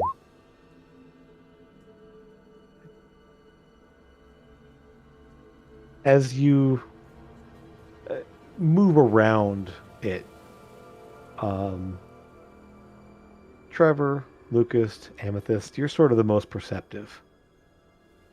Three of you will spot something that there is in its chest, something protruding from the chest. And you look, and it's what look like jagged, spiny roots. Completely protruding from the center of its chest there. As it's hunched over, you couldn't quite see it, but now with different angles, and now that its head is all to the side, it just sits there. There is no sign of life. There is no sign of movement. There's also no sign of blood. There's no blood, y'all. That's vampire. I don't think we're dealing with vampire here. I mean, you can die and not bleed. You might not be dead. You might From just the be... protrusion, punch through the chest, you would expect some sort of blood. I Its guess. clothing, on its skin. How do something. you die and not bleed? That makes no sense. He might have, had a heart attack or I don't know, maybe he's... I don't know. Maybe he's bleeding elsewhere that's like underneath him. I don't know. I'll push him over. These are like trees from the Evil Dead. It might have gone in any kind of... As you push him over, it's hard to push him because literally you realize as you go to move him, the tree he's up against literally has a growth coming off of the tree that's going into its back and then out through the front. And there is no blood underneath him. The tree itself, it's twisted and strange grayish bark. It's not moving. It's not doing anything. The tree itself looks almost dead as well. There's no leaves in the trees above it. There's no leaves in the branches. I mean, it's just this twisted, barbed, thorny growth outside of the troll's chest. Can I cast a firebolt at his chest? Sure. You just kind of line it up there. There's no movement with it. You just, and it kind of thuds into the chest, and it sort of smolders and smokes, and the tree the tree root that's there kind of catches on fire a little bit there and smolders and smokes. But there's no reaction from either the tree or the troll. I think something may have made this tree do this. You look beyond as you looking at that, and sorry, because you have to admit there, Trevor, but as you kind of say this and you're looking beyond, you can see more trees like this dotted throughout the forest beyond this one here. There's nothing impaled on it like a troll or anything else like that, but these other ones are sort of that grayish green, dead looking bark. Are they all different kinds of trees, or are they all the same type? It does seem to be different kinds. There's some deciduous, some pine trees. They're definitely a variety, but they're all definitely the same kind of coloration, that grayish, pale green, dark wood, kind of dark striations and stuff in it there, in terms of like the bark itself is sort of an odd mix of textures and colors, but it's definitely not alive. Give me a perception check, those of you kind of looking out there beyond at this point.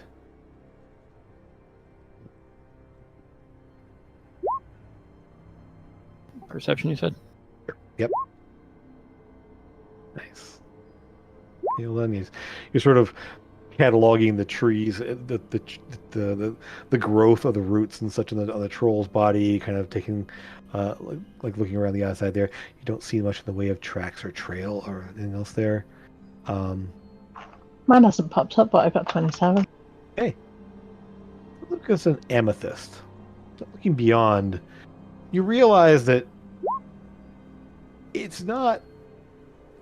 Looking beyond here now, you kind of realize it's not so much that it's the entire forest. It's sort of localized in almost a line. At this point, no longer on the trail itself, but more off and a little bit to the left and into the forest. You don't see trees over here like this. You don't see trees way over here like this. They're all sort of in the general region that way. I think we should probably follow it then, but like not on it, but near it, like next to it. Do we think this? Try and find out the source. Do we think this is the troll we were following? Hard to say exactly. Give me an investigation check. Lucas there, it's just sort of piecing it together. Okay. You realize that, yeah, there seems to be some footprints kind of heading that direction there, so maybe this troll went further in. You're not sure exactly. There's no signs of wounds on it other than the puncture through the chest. Yeah, And does it look like there's like acidic, or it was burned, or it's just like a straight just puncture? you'd probably need to like carve into the wound itself. You don't see other wounds on it.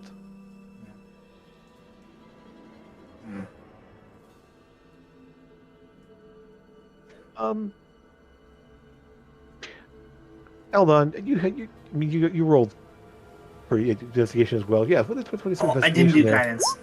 Oh, it's a 30. No worries.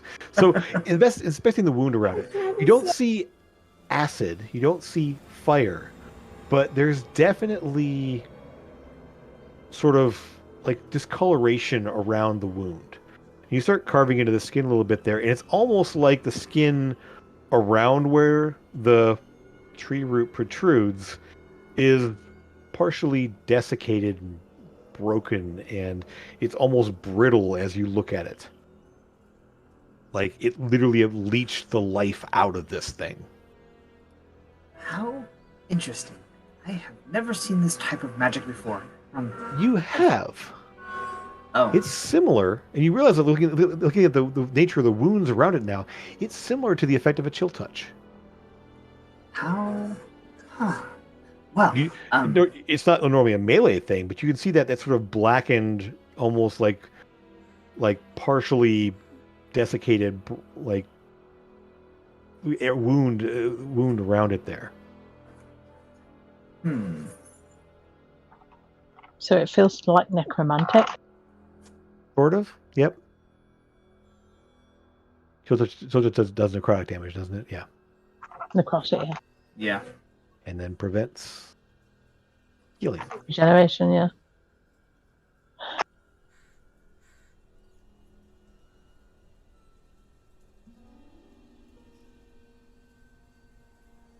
So, what would you like to do? Keep following it. Okay. Man, follow the trail. Okay. We've got a path. Yeah, I don't see much else left to do except follow the trail. So. Okay. So, the trail kind of winds off the side here, but the trail of destruction of the trees heads off in this direction, and you're able to follow. There's a number of them, and you notice now that it's not that the frequency of the trees is getting more. It's more just like they're dotted throughout here and there, but even the ones that aren't grayish and dead, there's still that growth and the strange plants growing up the side of it there that isn't quite right. There's a little more thickening of mist as you move in. And as Eldon noted with the bird flying over, the forest just seems darker here. Like it's almost feeling like nighttime, but it's definitely not. You've only been wandering through woods now for maybe an hour, if that. And as you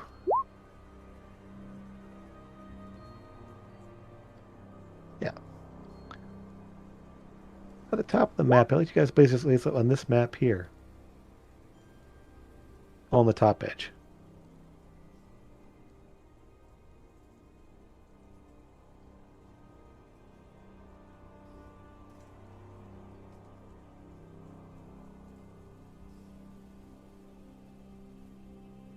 as you move into this area here.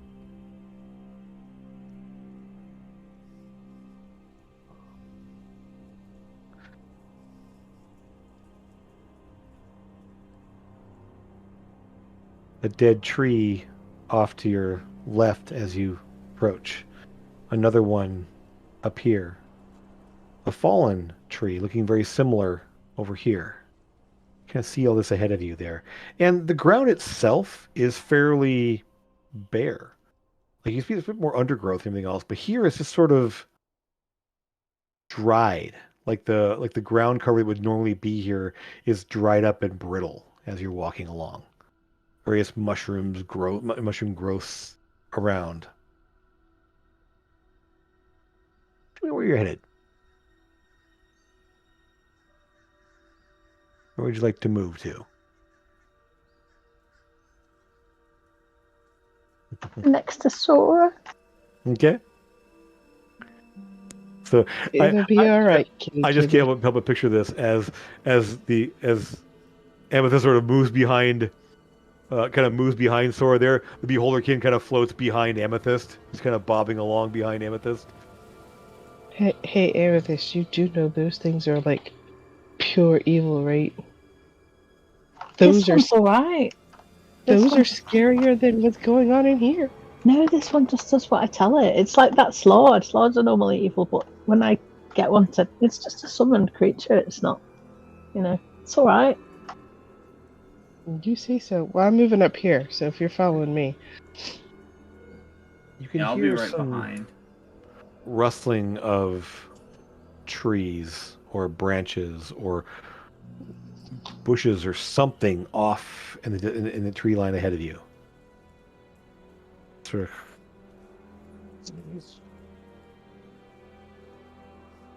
it's somewhere beyond. You don't hear footsteps. You don't hear things moving. Just sort of that rustle of leaves or creaking of wood. Sora, Move up a little bit more. Yep. Mm-hmm. give me a perception check to see if you spot something. Never. I will never see it. I know, but we'll see what you spot.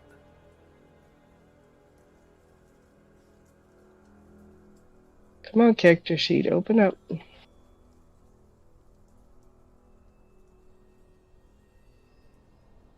Okay. Come on, anytime. There we go. Okay.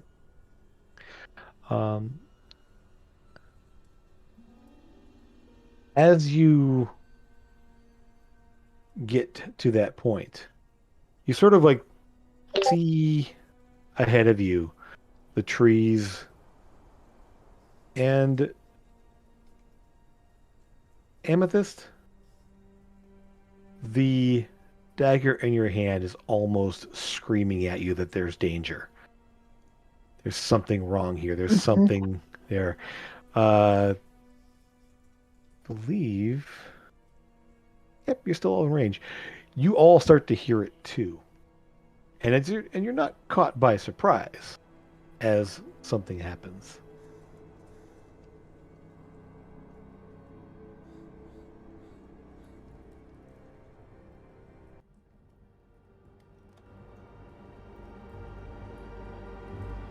Uh-oh. Even creepier music, yo. What's going on?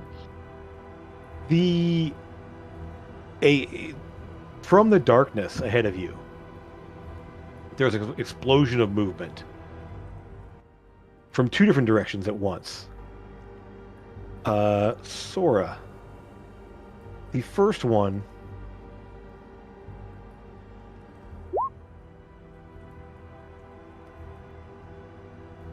there's a lash of some kind of plant growth or something that smashes through the trees to your left. It's kind of another one lashes out as well at you. 18. No, sir. You see this thing coming and get your shield up just in time as it just slams into your shield. You feel it, the impact, it hitting you, smashing into your arm, and the tendril almost like a vine, but it's more wooden than plant like. It's not green. It's more kind of grayish dark wood, and there's thorns and spines sticking out of it. It slams into your shield enough to kind of give you a little rock you back a little bit. Eldon, the other one lashes out at you. And you literally leap out of the side there. It would have hit you, you realize, if you hadn't been warned by the dagger. As it thuds into the ground next to you and you dodge to the side of it a little bit there. Lucas, one lashes out as you as well. 16 does not hit, does it? It does hit you. Yeah, it does, yeah. Okay, so as Eldon, you kind of dodge out of the way, a second tendril comes out and slams into you, Lucas. You are grappled by this thing as it thuds around just your left thigh and sinks in partially. And you are considered, well, based on what happens next. I'll need everyone to go ahead and roll initiatives. Turn tracker. Yes, I will bring it up here. Thank you. As I reveal the two sources of those attacks.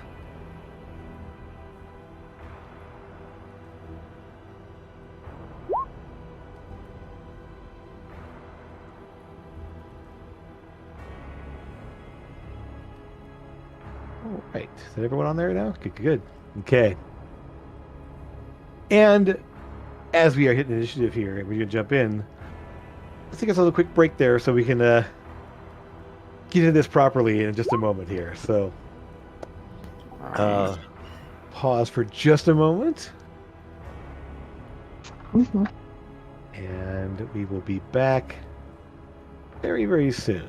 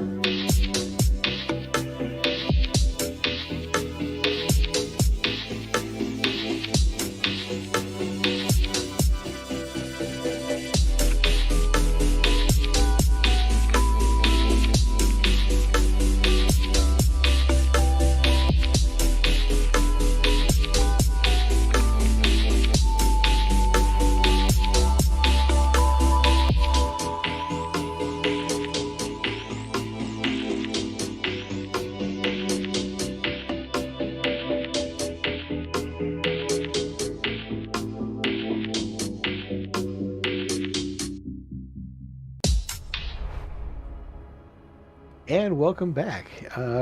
Before we jump into the initiative here, one last thing happened. Lucas, after you got grabbed, you got pulled 25 feet this way. As it grabs you and reels you in toward this tree here.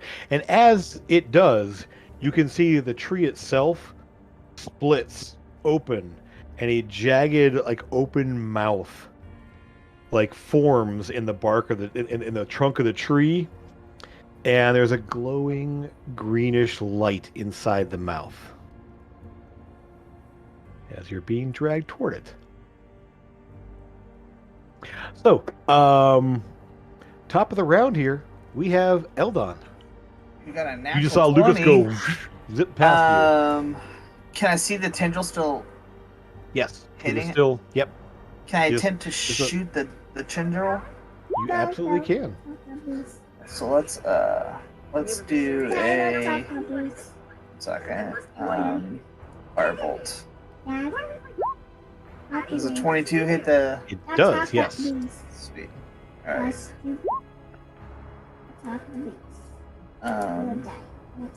Does that break it?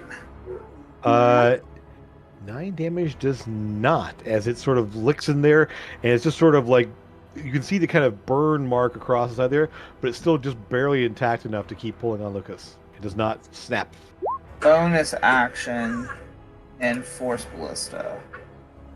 That does not hit. It A thuds 19 into the does ground not. next to it. Daddy, Darn. Okay. not Huckabees, I will be.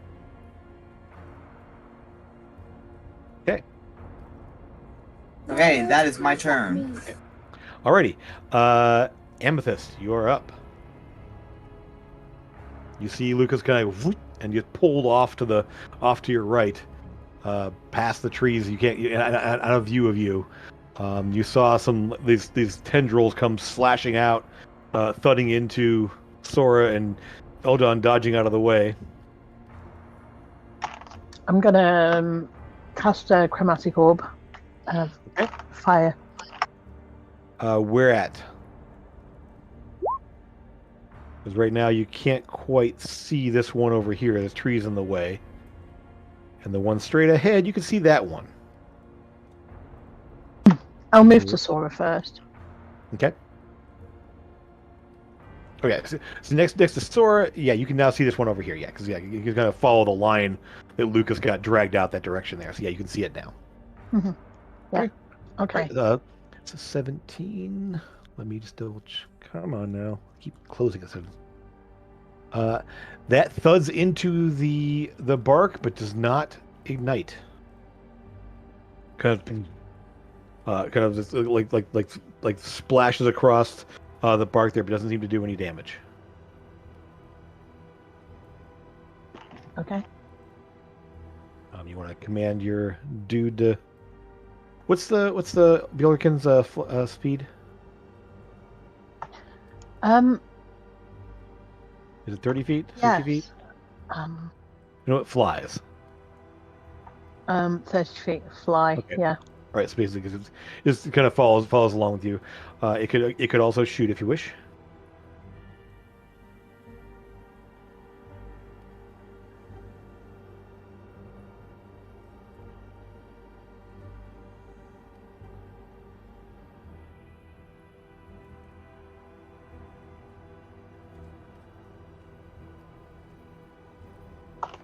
Oh. What?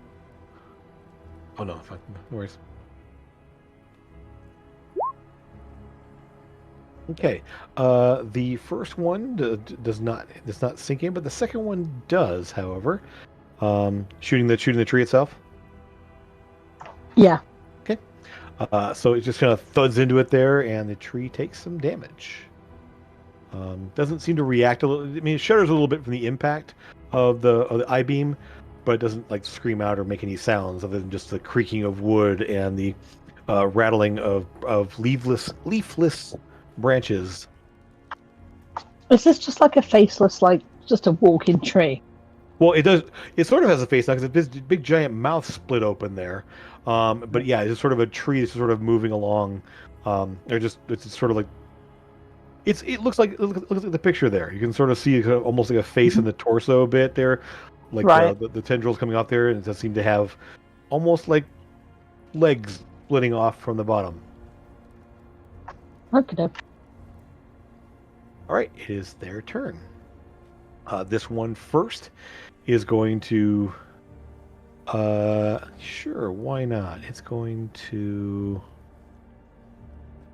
has.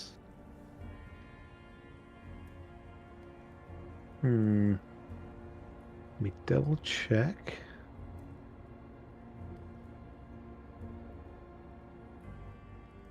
Sure. It's going to lash out at the Beholderkin. First off with the tendril. 23 will hit, so it basically lashes around it there and holds it in place. It doesn't actually... essentially now it is restrained, so it can't move away. So it's so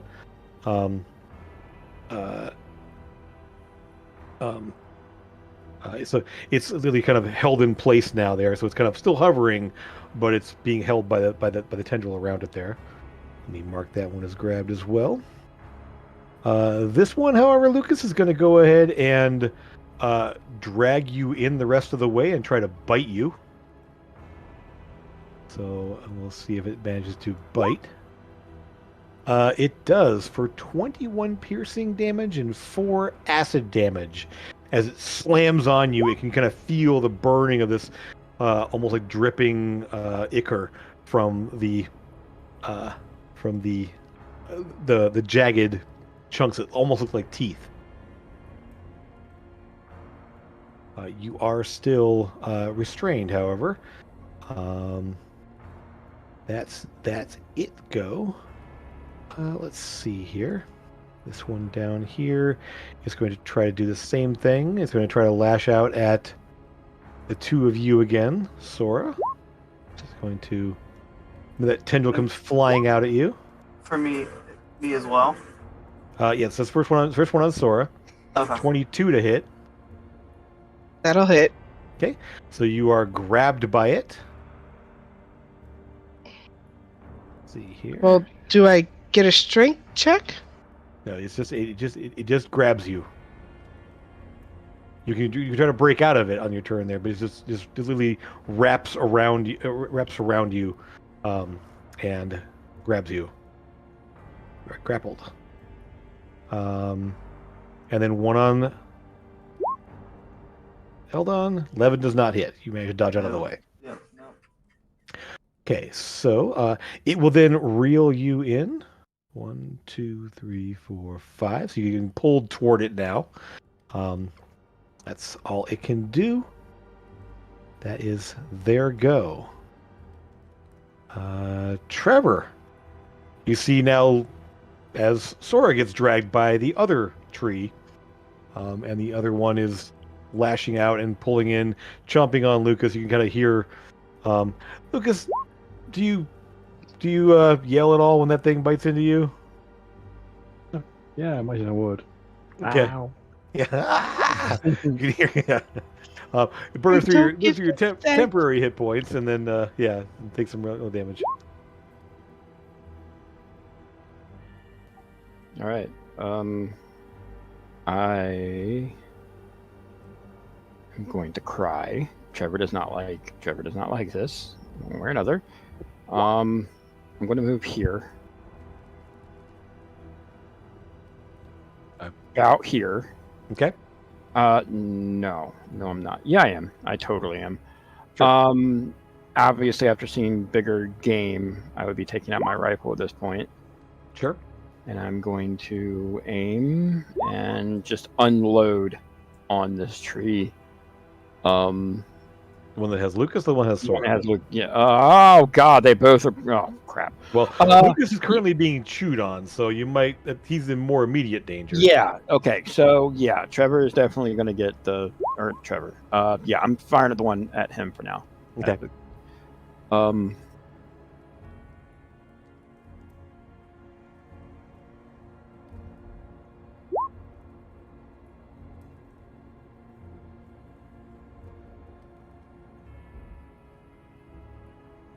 He has 2 shots with the rifle. Mm-hmm. Nice. Yes. You thud into the bark there and just smack into it.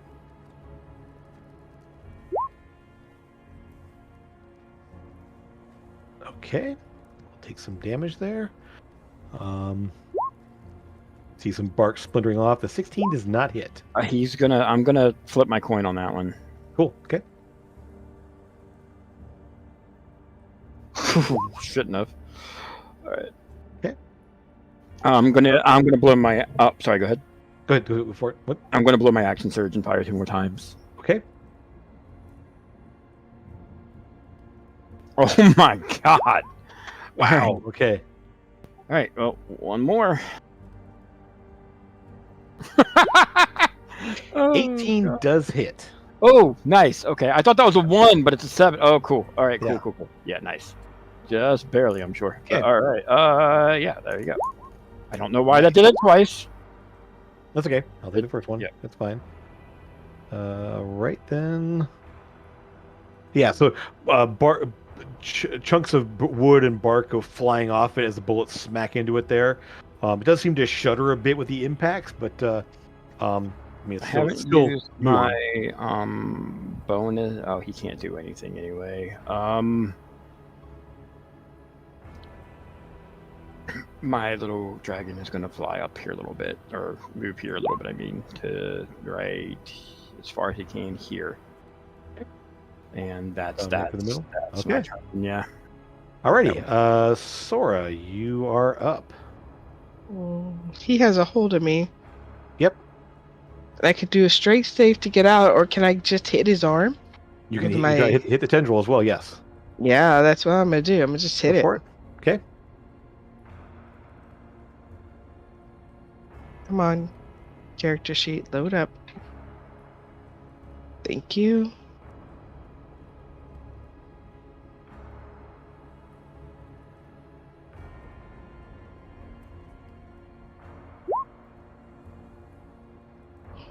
What was that? Definitely hits.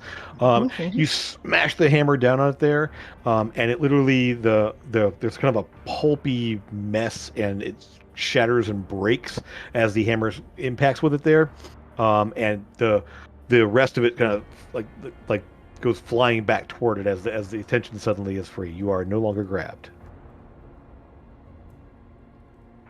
Awesome.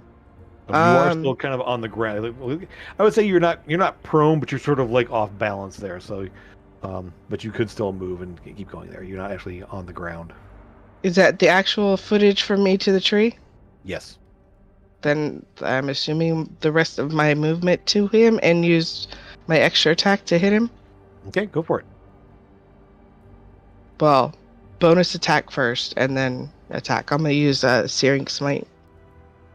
The bonus action. Okay, cool.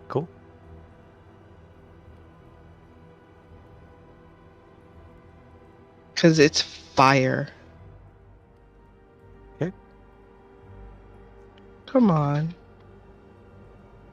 Why does the Roll20 hate me? Just being slow. I don't know what it is. Because it's a dick. What's the attack roll though? It's coming. Okay, gotcha. 'Cause-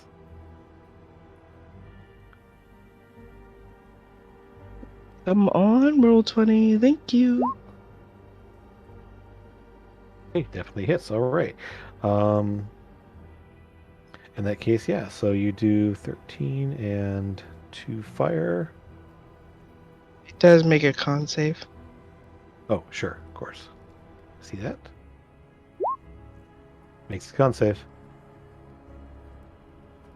Then it did not go off.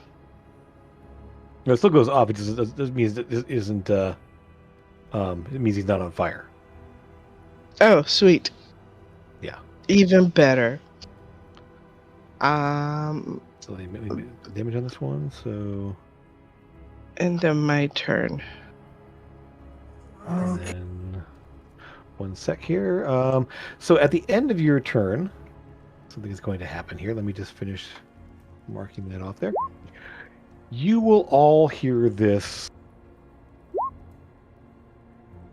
absolutely horrific wail from like it sounds like 100 mouths at once, all just screech and echo through the forest.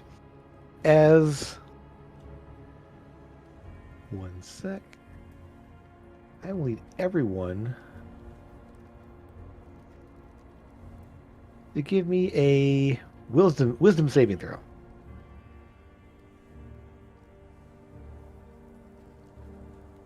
Sorry, let me double check the range on this real fast. Make sure everyone's in range. Yep, you're in range. Then everyone give me a wisdom save. Yes. Amethyst, you're good. Or Eldon's, you're good. Okay. All right. So let me roll. Oh, I actually make these an advantage. Sure. You're okay. You made it anyway. Oh, okay. Okay, so it's gonna be. Because I'm a gnome. Okay. Oh, so for so you are going to be taking. If you pass your save, you take 4 psychic damage. If you make your save, Amethyst, you have advantage. This is a psychic attack. Yeah. If you fail your save, you take 8 damage and are frightened until the end of your next turn. So Lucas, you are frightened as well. You guys are not within 10 feet of me, are you?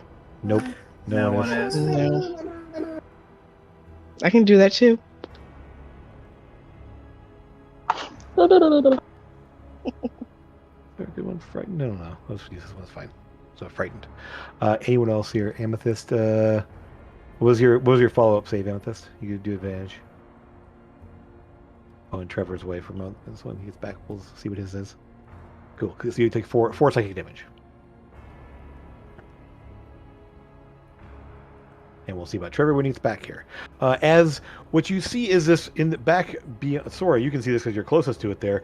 Off to your left, as you glance over there, there is a massive tree that is easily double the height of the ones that you're looking at here. It seems to have almost like eyes and mouths in the bark, as it kind of like one opens up and closes. The eye opens up and closes. The top branches all look like kind of like hands that are reaching out and sort of slowly flexing. As it's just you don't hear or hear anything beyond the wail. However, there, Trevor, I need you to give me a wisdom saving throw since you're back. Oh. As this wail rips through the whole area. Oh, whale. Okay. What save again? Sorry. Wisdom save. You said, right? Oh, wow. I'm great at those. Good. Not bad. See. Yeah. All right. In that case, you're going to take 8 psychic damage, and you are frightened until the end of your next turn. No. I actually, they have. It's something. I have something against frightening. I think it's just if it's a thing, it's like there's something that makes it, roll it again. Yeah. Yes. Roll again. So yeah, I remembered something. Yes. Yeah. I'll take 4. You're not frightened. Nice. And as Amethyst said, there, don't forget your temporary. I'm not going to forget those. Yeah, you have 15 temporary. Mm-hmm. Okay. All right, so there is that. All right then, Lucas, is your turn officially. You hear that wail from somewhere behind you. You feel it shaking you, and you're kind of like looking at this thing, about to like you're kind of like partially in this thing's mouth as you're looking up at this tree, twisted, messed up thing there. The tendril still wrapped around your leg.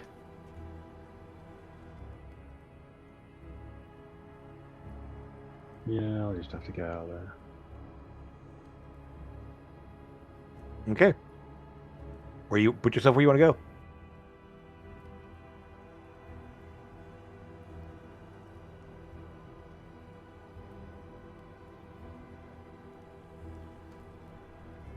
Okay. All right. Boom. So Lucas is just poofs. You see Lucas disappear. He's gone.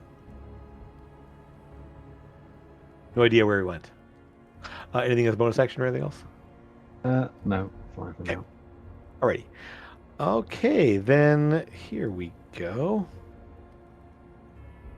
Let's see here.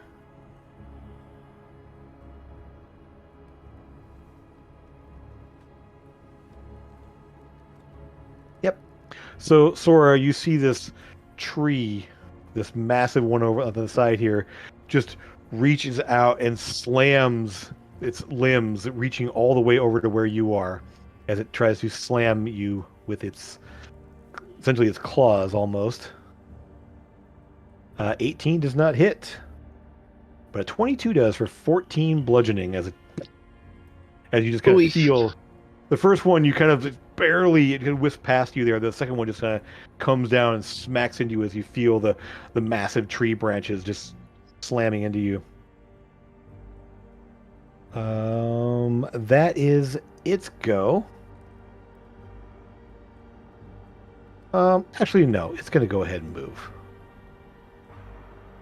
You see it sort of uproot itself and just sort of like move over. Run, Forrest, run. Right up to about there. And it's just sort of like it just moves up on top of these things. And this is a towering tree. This is massive. And you just see it sort of like moving over top of the dead trees and shoving things out of its way as it just literally moves into the space there. Actually, how far did that go? You can go a little further than that. Right about there. That's good. Cool. So that's its action.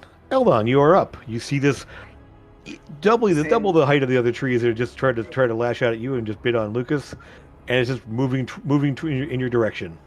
Okay. Eyes opening and closing in the bark. I Mouths want opening to and closing. do this at that big old thing. Sure. That pop up. Yeah, there we go. Okay. Not hitting Sora. Sure. But Okay. yep, 8th level. Probably a good idea. Yeah. Okay, so it's gonna be a dex save. Oh, it doesn't take much from that. Sure. Yeah, I rolled a lot of ones in that. That's good. Does not save. Hey, it Cool. takes all the damage though. All right, 43 that's fire good. damage. Yes. And then bonus action, I am going to You see How the eyes close as the fire washes over it, and the mouths open, and it screams. Just such this hideous screech as the fire rips along the trunk there. For a moment, it seems to be a blaze, and then the fire starts to die out. gross. Okay. How is everyone looking? Out of curiosity. Well, you can't see it. Can't. Sora took a little bit of damage. You can't see where Lucas went. Everyone else seems uninjured at the moment. Okay. I mean, for the most part, they all have temporary hit points absorbed. I will go ahead and shoot the tree with my force. Okay. Cannon that I knew did have Lucas. Hey! Oopa! It's like that Absolutely. 4d8. Nice. Good. Force damage. So I'll just roll this twice. Sure. Okay. Such low damage today, y'all. This stinks. It just thud, and you just kind of that bolt just blasts in there, and some of the bark splinters, and you see this kind of greenish ooze out through the spot where the bolt where the force cannon impacted with it. Anything else? I'm going to move backwards. Yeah. Okay. Alrighty then. At the end of your turn. That's the end of my turn. At the end of your turn, it is going to. Yeah, let's see here. You might be. Nope. It is going to. You see the whole body shudder, as the spines and thorns kind of all there suddenly blast outward, hitting everyone within 30 feet. Make a dexterity save.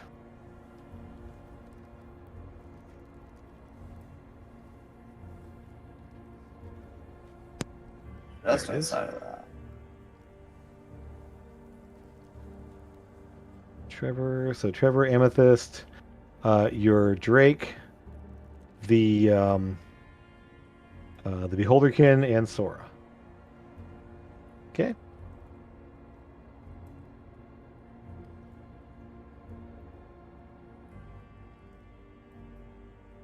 Sure didn't roll half bad, y'all.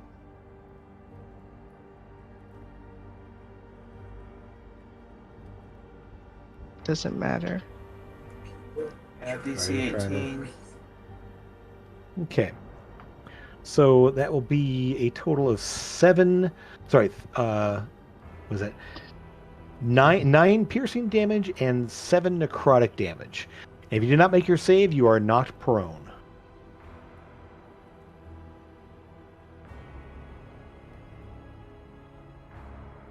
Or you need to make the save for your spirit as well.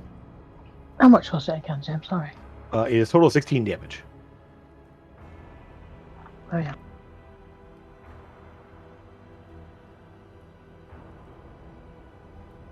Or you can choose to dismiss it, Trevor. You said dexterity save. How do I roll with him? It's not. You should have a stat block. You should have a stat block for him. A companion. Under your extras.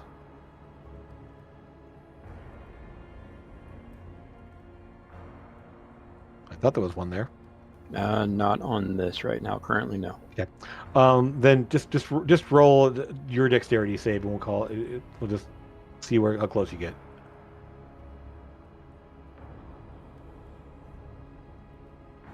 Okay. So it'll take then 9 damage. Sorry, 8 damage. Alrighty. Okay. And the Beholderkin. Okay. Let's see. The Beholderkin. Did that one? Did it take some damage? Yeah. I've taken the 15 temporary hit points off him, and then I'm not sure some of the creatures get. You know what? It's fine. Okay. It is knocked prone, however, so it is on the ground. Let me make sure. Let me mark everyone who's on the ground at the moment. Let's see. So you are. We'll just call it prone. Sora, you didn't make it, so you are prone as well. This guy is. He made it. Trevor, you did make it or did not? Did not. So you are prone. How much damage did I take? 16. 16. Thank you. So I took. And this is a piercing is legendary 5. action that sucks, y'all. Yep. That was 2 of his legendary actions, so that's. Yep. Alrighty then. Let's see. That was after Ella. Amethyst, you're up.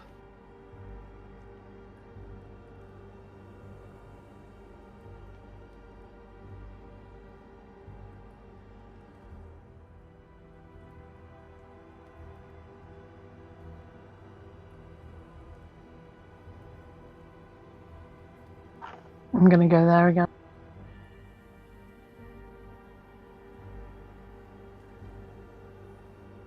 Okay. On the big guy? Yeah. Okay. Right then. Let me just pull up his saves. You know what? Let's see. That's 20 damage. And what is there a secondary effect to that?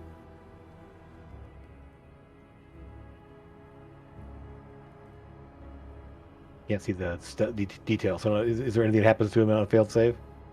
Besides the damage? Incapacitated. Yeah, it's going to go ahead and use the legendary resistance on that one. Can only take 10. Of course. And not be incapacitated for a round. So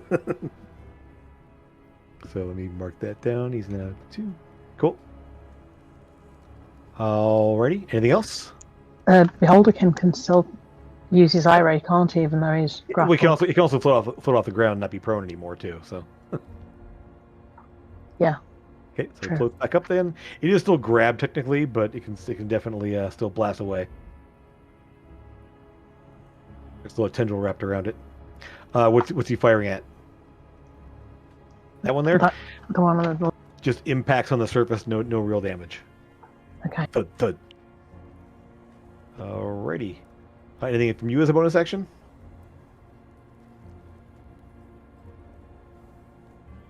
No, but I can still move, can't I? Oh yeah. Oh, so you are prone. You'll send off from getting prone. You have 15 feet of movement left. Oh. Okay. You are currently prone, so you stand up. Okay. Alrighty. I want to go under the trees. Can I get under the tree? I mean, yeah, you can sit under the trees. Yeah, it's kind of a big tree there. You can fit underneath it. Oh, they're saying that. What am I even thinking? Trees aren't safe. Very true. Speaking of, the trees get to go. All right, so the Witherlash will go ahead and do that.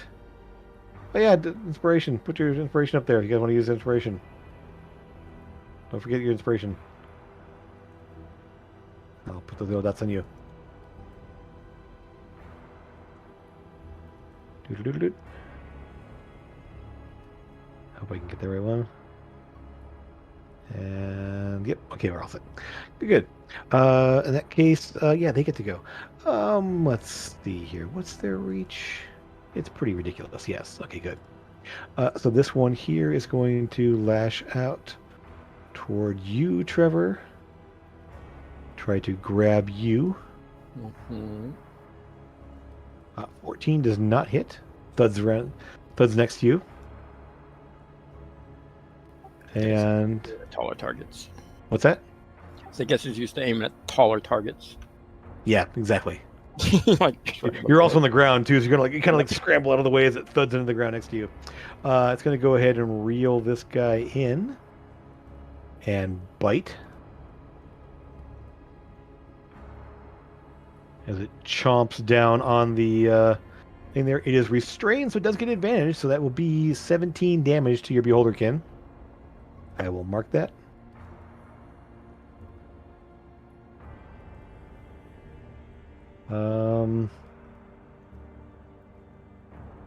That's all it can do for the moment there. This one over here, however, Sora, it will try to lash you with another tendril. Does not do so, but then it goes ahead and bites anyway. Because it's gonna it leans in since you're right there. 22. So 17 piercing, 6 acid as it just sort of chomps into you. You try to get your shield up there, and it sort of just bites around your shield and bites your arm, and kind of pulls back. That's their go. That hurt. Trevor, you're up. No, actually, I'm down. No, I'm You're down. You're currently prone. So you want to get up. It takes half your movement to stand up. Yeah. Gotcha. So I'm going to be doing that, and then I am going to be going over here with the other 15 feet. And then I am going to. Yep. Then I am going to use 2 shots of my rifle. I believe those are my last 2 shots before I need to reload. Into the big guy here. Okay. And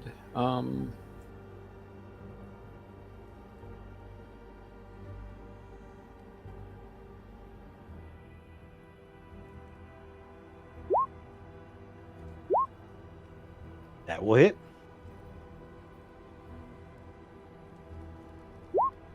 And that's going to be an additional D6 of fire damage as well. Okay. Wait. 5. Yeah, totally. 100%. Okay. So in that case, come on now. Oh, whoops. So we'll deal with the 6 first. It's a 5 first. And then the... Cool. And I still have my second piece shot. of... So essentially the the fire, as I hit there, the fire kind of licks up there, and you see eyes and mouths sort of move away from the fiery impact there as it just slams into the bark. Nice. And then I'm going to take my last shot.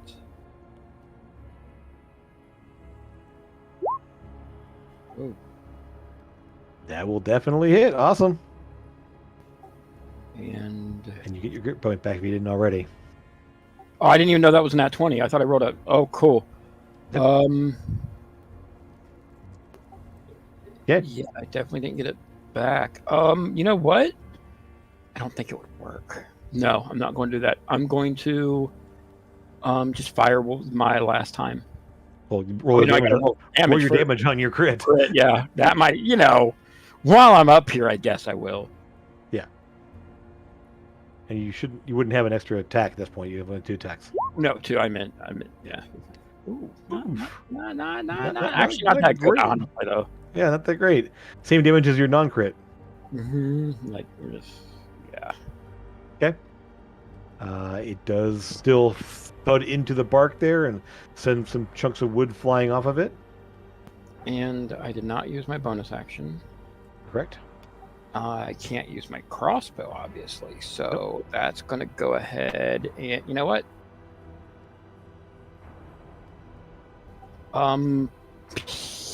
Yeah, my dragon's just going to go up and bite it. Okay. I guess. Okay. I don't know how to roll its bite attack, though. Let me see if I can get on there. It should it's not on there, so... It should be. Let me go in there and see. Let's pull it up real fast here. 1 sec.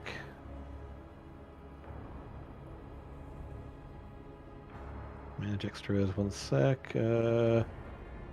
Where is it?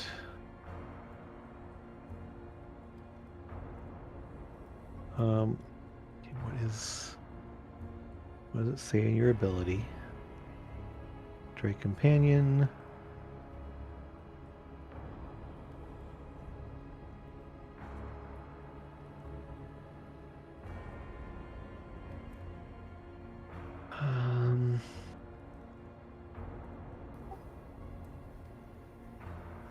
If you click on the Drake Companion, it pops up the stat block. In your features and traits there, where it says Drake Companion, click on that. It'll pop up a window with the stat block in it.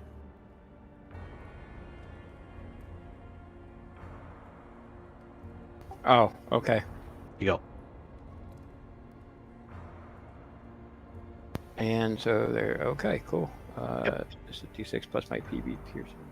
You still have to roll the hit.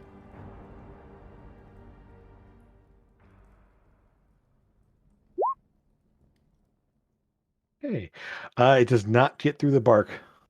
It's okay, buddy. You tried. Yep. That's it. That's my turn.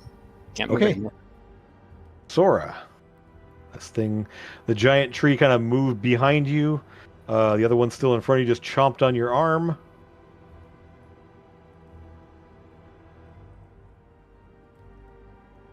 I think it's time to make this one dead. It's chomping on my arm. I think I am a carrot. I'm not a carrot. A really big blueberry. I've never seen a big blue carrot before. Carrots used to be purple.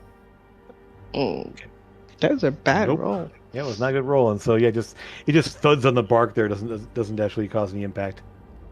Well, then here comes my other attack. That hit him. That definitely hits. Yes.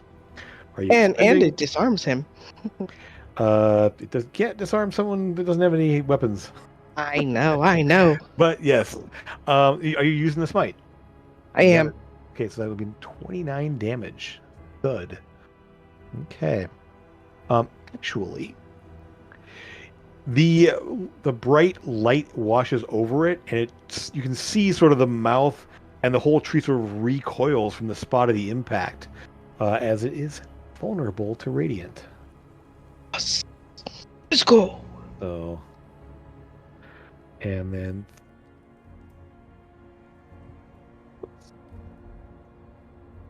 so yes, you slam into it there, and it just sort of like shudders. The whole thing shudders as that wash of energy slaps through it. Is that it? No, I'm Okay. going to use action surge and do it again Very good. Okay, roll a hit again. with a divine smite, but it's going to be at the second level, so I'll add a d8. Sure. Definitely hits. Awesome. Okay. I will say, as that one lights up there, the whole tree almost seems to catch on fire. It isn't actually burning. It's just sort of a white light wraps all the way up around it there, up in the limbs there, and the whole thing shudders and collapses. Yes. I got one, guys. And then I will move. Oh, you make sure you remove job, your dude. prone. Make sure I what? You were prone, so yeah, there you go. You're fine. Yep. Cool. Excellent. At the end of your turn, the big guy uses other legendary action to batter as he just slams its arms down, attacking both Sora and Trevor. He has the reach to hit Trevor there as well. So the first attack on Sora will be a 14, does not hit. Attack on Trevor is a 16.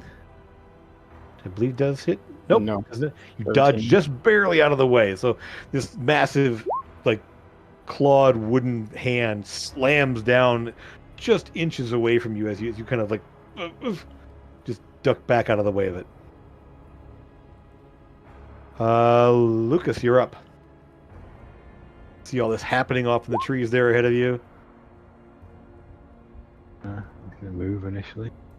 You are no longer frightened or grabbed, obviously, because the grab is until the end of your turn there, so you're no longer frightened. Yep. So were you?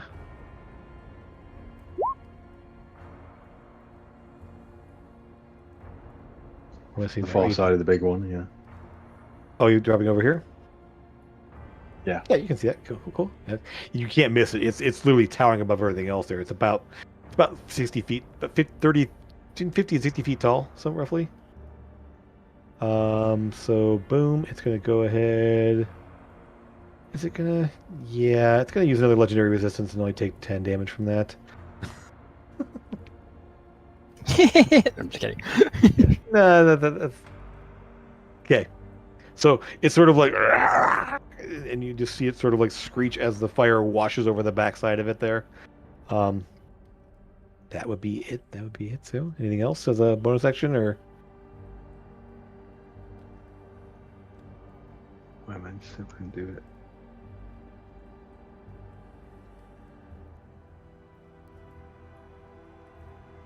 Yeah, I will give Bardic Inspiration to Trevor. Okay, so Trevor, you hear Lucas's voice Yay. call out behind you as you gain inspiration. I'll put that little dot on you. Boop. That's what the red dot is. So you did. Is it a D8 or a D10 now? D8. D8 still. Okay. All right. Anything else? No, that's it. Okay. In that case, it's the big guy.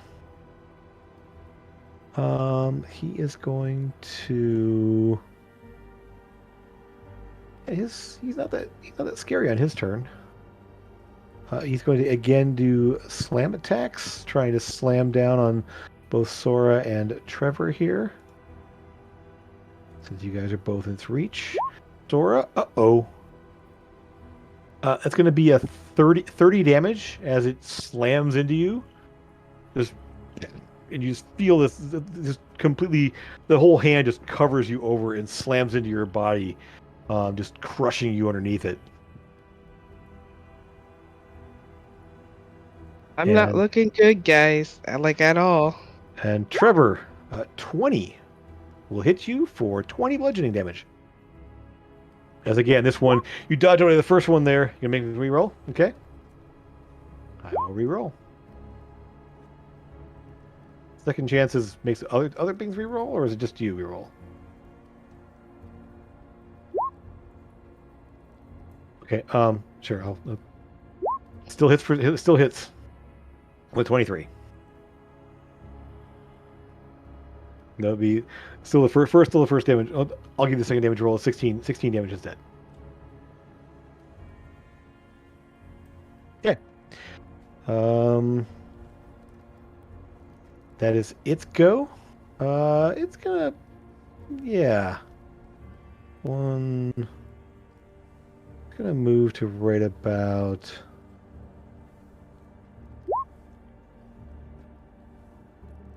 Sure. Still reach from there. It's gonna go right there.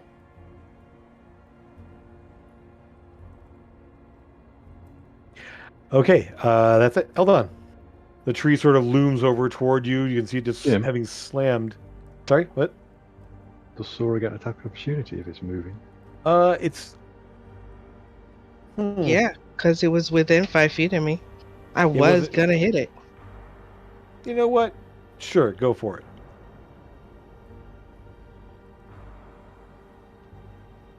Okay, Sora's gonna hit it. The people throwing fire at it are in that direction. So it's... Understood. I was behind it. I hadn't hit it yet. It didn't know I was there. Oh, it slammed you. It knew you were there. Just like... It wants to go like after the fire throwers. I'm back, sorry. The Whomping Willow from Harry Potter. Sort of, kind of. Only more... like eldritchy. With extra eyes and mouths. Yep. Okay, come on, roll 20. Ooh. Good. Okay.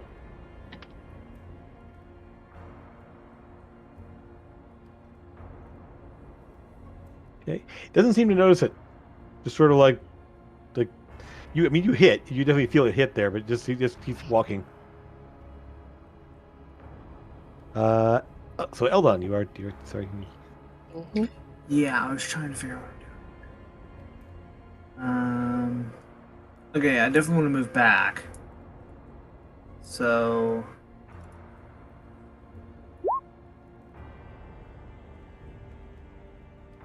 here. And then You sort of reach out as you kind of like go away. Yeah, well, he can keep doing that all he wants to. Yeah, and then we're gonna do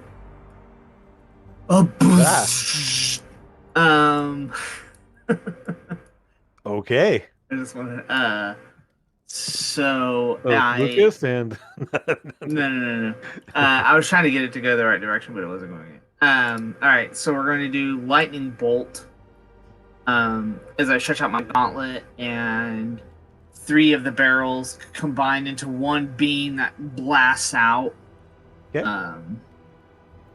At him? Yeah. Oh yeah. Gonna use his last legendary on that one, I think.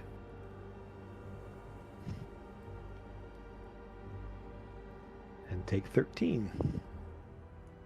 Oh, blew a legendary action. That's all right. You can see it is like just there are chunks off this thing here. It is, you can see sort of like the greenish ichor just sort of like seeping out of multiple wounds. And sweet. And then bonus action. Way too far away. I'm too far away, guys. You moved there. It's your fault. I know. This is the only healer, sort of.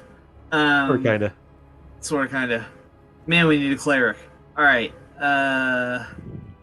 Shoot. All right. Bonus action. All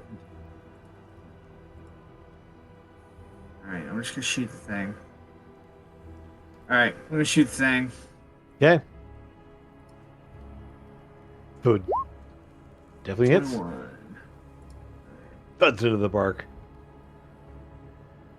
I'll push it 5 feet back. I'm gonna say it's a little hard to push back. It's like a gargantuan plant monster with a little force cannon. I'm gonna call you immune to that one, just because. Yeah, that's fine. Yeah, I mean, it literally has roots. Yeah, that makes sense. So, but still, good damage. Yeah, nice. Yep. All right. Okay, so That's yeah, my turn. that one just blasts. So it actually rips up through the kind of the upper branches there, and one of the branches snaps, and greenish gore just kind of oozes out of the broken branch up in the limb there. I want a sample. At the end of your turn, it's going to go ahead and slam down into Sora and Trevor again, doing its batter attack. If it can. So first, we'll start on Sora. 24, 13 bludgeoning. Y'all watch Sora go down. Sora drops to the ground, and Trevor misses you. So you see Sora is down.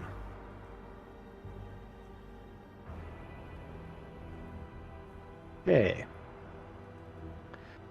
That's its turn. Amethyst. You can't quite see Sora through the thing there, but you kind of hear her cry out. Okay. I'm angry now. I mean, Would we like you when you're angry? You No. weren't before? I mean, like, well, Trevor's seen that enough, so by now.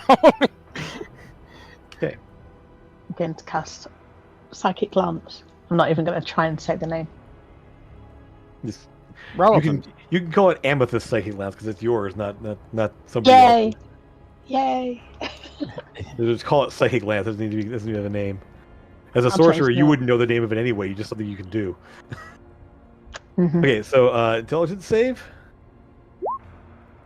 Makes the intelligence save. So 12 damage.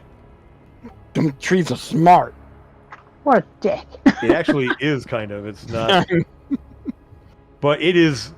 It rips a hole through the upper branches there. Just like there's now a gaping hole there, and you can kind of see the mouths and eyes sort of like trying to, like almost hold it closed as it's sort of like trying to like bite into it to close the wound. The eyes all turning in your direction. Anything else? Just the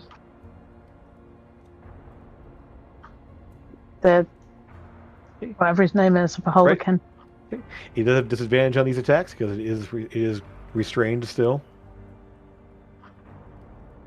How can he have a disadvantage on an eye ray? It's just Sure. But he's also being like grabbed and moved around, so it's kind of like hard to aim the things as it's being like held onto. And I don't know how to roll. Did I just roll it twice? yeah, just roll twice, fine. Yeah. Okay, so 14 does not hit. Those both rolled with disadvantage. They both rolled. See, there's two rolls there. Oh yeah, of course. Sorry. No worries. Okay, so those do not. Essentially, they kind of impact off the surface. They don't thud into the bark itself. Okay. At the end of your, is that it for you?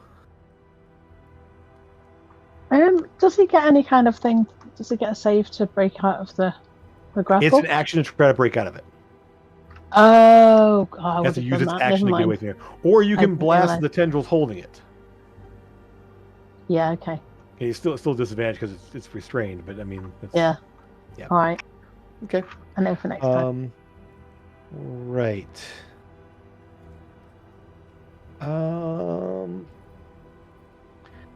It used its one legendary. It's going to use its other one. Okay, so I'm going to go ahead and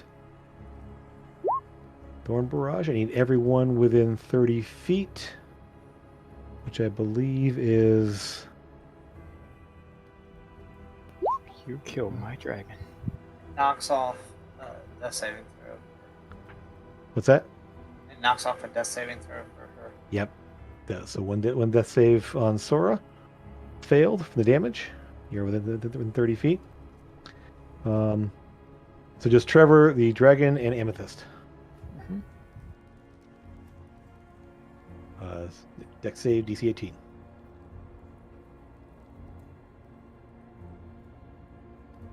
And your dragon spirit can't be killed. It just gets... Yeah, I know. But it gets, yeah. Okay. Amethyst, you will be taking... Let me roll the damage here.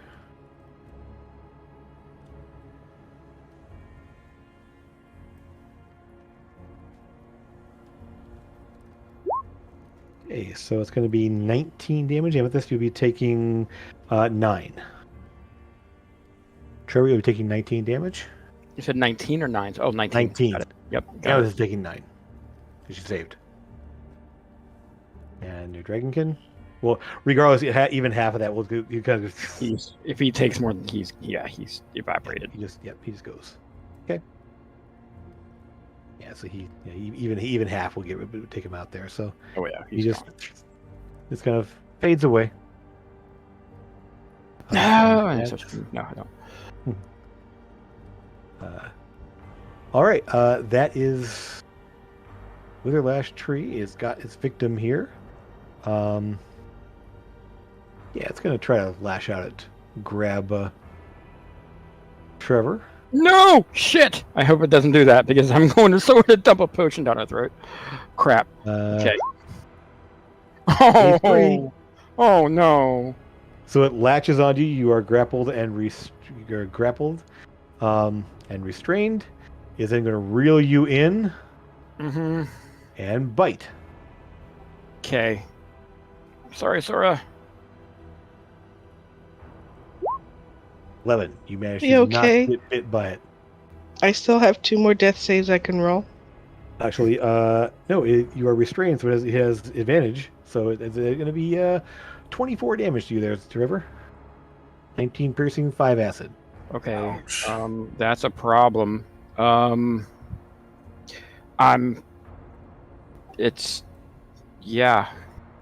You unconscious? No, I'm not. But I'm gonna be. But that was the potion I needed for. I got 2 of them actually. So. Okay. Okay. That is its go. Trevor, you're up. All right. So first and foremost, I'm going to take that potion. I actually remembered one. So remember, it's a bonus action. You take it as it's bonus action. You roll it. If you just take it as an action, you get the full amount. But it does take your action. All right. I'm just going to use. I'm going to do the full. Can I use my action to try to break away from this thing instead? Yes, the acrobatics check. Yep. All right. I got to get to her like as much as I possibly can. Acrobatics. DC 15. 17. 15. Yep. So, And yeah. I'm going. Oh, I can get to her. Right? Yeah. 5. Yeah. You're going Then- to take an attack of opportunity. That's fine. Yep. I need to save her. Unless it you will die go first. Nah, ahead- not gonna happen. It will go ahead and bite you because you are. Oh, I'm at. Oh no. Yeah. Okay. That was stupid. 18 to hit Hmm. for 10 damage. 9 piercing, 1 acid. What are you at? I don't see your hit points. I am hurt. Let's just put it that way. Okay. They are all in there though. I'm gonna dump my potion down her throat. Okay. And- That is an action to do. Yeah. Which. You do your action to escape. Okay. Can I give her half? Or is it just no? It's just an act. Okay, got it. Yeah. Give someone else as an action. Oh, but hold on. 1 second. Sorry, guys.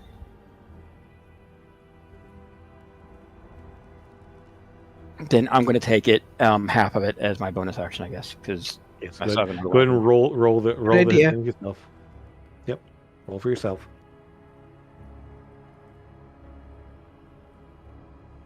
So is a basic healing potion? No, it's a potion of healing greater. Okay, then it's 4d4 plus 4. Yeah. But it's 44 plus 4. So Okay. Sora, you need to make me a death save. sorry, Sora. Wait, since it's a bonus action, don't I only do Okay. 2d4 plus 4, No, right? you just roll it instead of getting the full amount. Okay. So yeah, you get 13 damage, 13 points back. Okay. Okay, you succeed. One success, one failure. Mm-hmm. Lucas, you're up.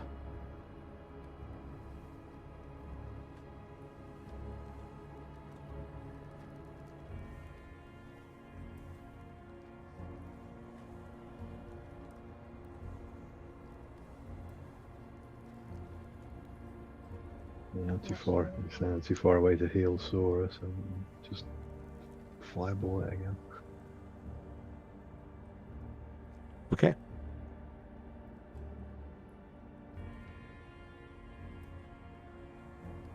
I accidentally slip and get Trevor and Sora. Oh, God. No, Accidentally. let's not. Oops. No.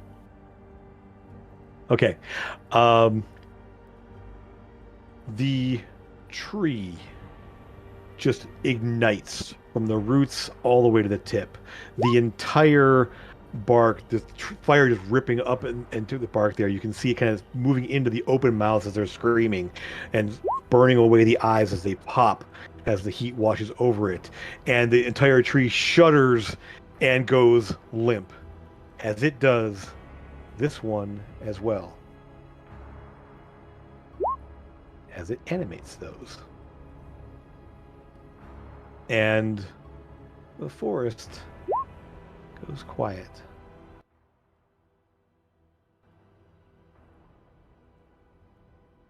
You can, even within, so actually, we're still in initiative rounds here. Lucas, that was you. It's gone. Eldon. I will move, obviously, Okay. 30 foot closer. Cool, yeah. Okay. Yeah, same. I'm running. Oh, Okay. cure wound if I can. I was going to cure wounds, Sora. Well, we'll come in. Yeah, one second. We'll make sure we have that. We have that. Yeah, that's my fault. I'll dash. Okay, so move and dash. Okay. 5. So get to here. Guys, I had 2 hit points, by the way. Nice. Well, I mean, I had more than that once I hit the potion. Okay. Yeah, I can heal her on my turn. Okay. She's up on next. Okay, so round. Eldon. Amethyst. I'll come closer as well. Okay. If it's dead. Okay. Trevor, you're up. Cure wounds on her. So as the energy of the drawing on the energy inside you there, Sora, you come to see Trevor over you, his hands still kind of glowing the greenish color as kind of the healthy green of a forest or so, washing into you, and you come to with 7 hit points.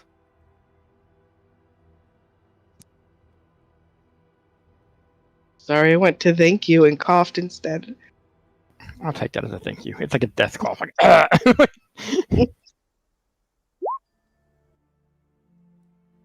So although the forest is still twisted and messed up around you here, it is quiet. You don't feel the presence of any strange otherworldly things here, as this tree, as you look over, it is just sort of collapsing in on itself. Like the wood, the bark going dead and almost desiccating as you watch there and snapping off. The bark collapsing and literally sloughing off as this thing just breaks down in front of you as you watch. And the last thing you hear from it, as the two of the mouths, and almost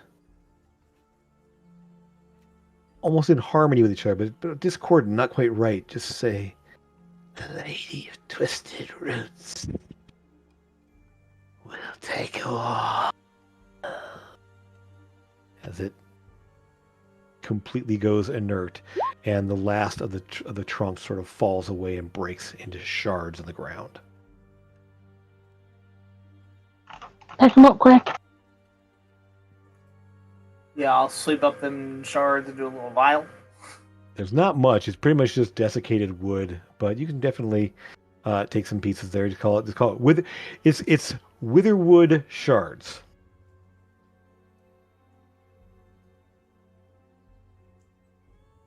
And with this, your beholderkin is okay. Essentially, as the big tree dies, there the vines and stuff that's holding on to it kind of like break and crackle, and it doesn't collapse and go disgusting like the other ones there, but the vines themselves sort of become brittle and break away as it can float off.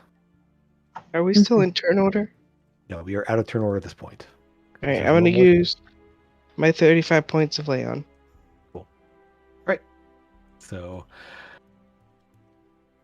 the forest is quiet. You hear nothing. Nothing moving. Nothing strange out there. No other voices. No other creatures moving through the trees. Still no real animal sounds at the moment here. But the sky does seem to lighten a little bit. Some of the dark, oppressive atmosphere of this area starts to lessen just enough to be noticeable. Still dark. It's still overcast. It's still in deep woods. But it doesn't have that enhanced gloom that was there before. What would you like to do? Yeah, I reckon we get the hell out these woods. What do y'all think? Yes, I do Yeah. want to look around, though, and see if the Lady of the Twisted Woods, like, there's any signs or Give me an investigation check. guidance. I didn't. Oh, I was going to guide. Also, we followed some footprints into the woods, didn't we? Yep. I'm But going to use my inspiration on that. unless the And footprints you were even- zombie footprints, there might still be some people about. Well, I thought it was. Yeah, they might be. I honestly thought we were the zombies that came. How many? There was 3 zombies or 2. There were 3. Okay, That's so right. those aren't Okay. necessarily the people that we followed in there because there was only 2. No, there were 3. Um, No, there was 3. footprints. There's 3 sets oh, there of was 3. footprints. Okay. Yep. And I'm assuming that And was one set of troll footprints. because you said one of the zombies even had a dagger on them. So that was And dressed in more fine-looking clothing. yeah. Eldon, Good body. as you're scraping away and taking like shards of the witherwood, you will see kind of lodged in the base of the remains of the roots of this thing a skull. And the skull is an odd shape. You're not sure exactly what species this skull would be. It's kind of small.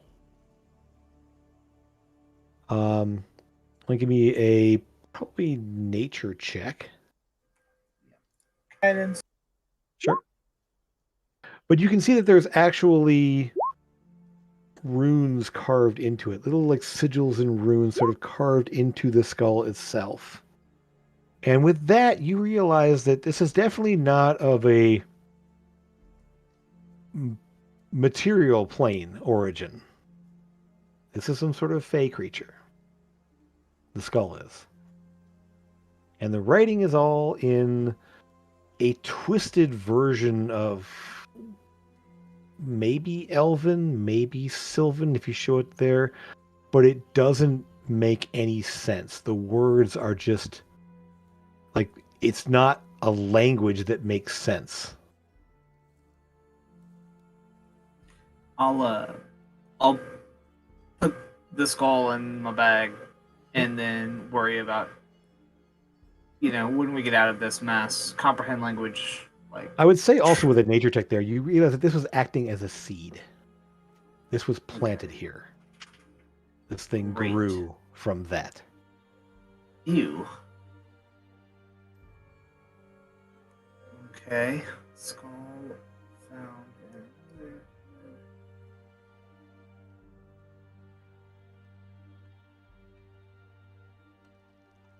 As you move, so you move back, leave the forest behind, and head back to the road. Yeah, I would definitely say so. Doesn't Amethyst still have comprehend languages going? She Yeah. does probably 10 minutes. Yeah, it's been about that long. It's an hour.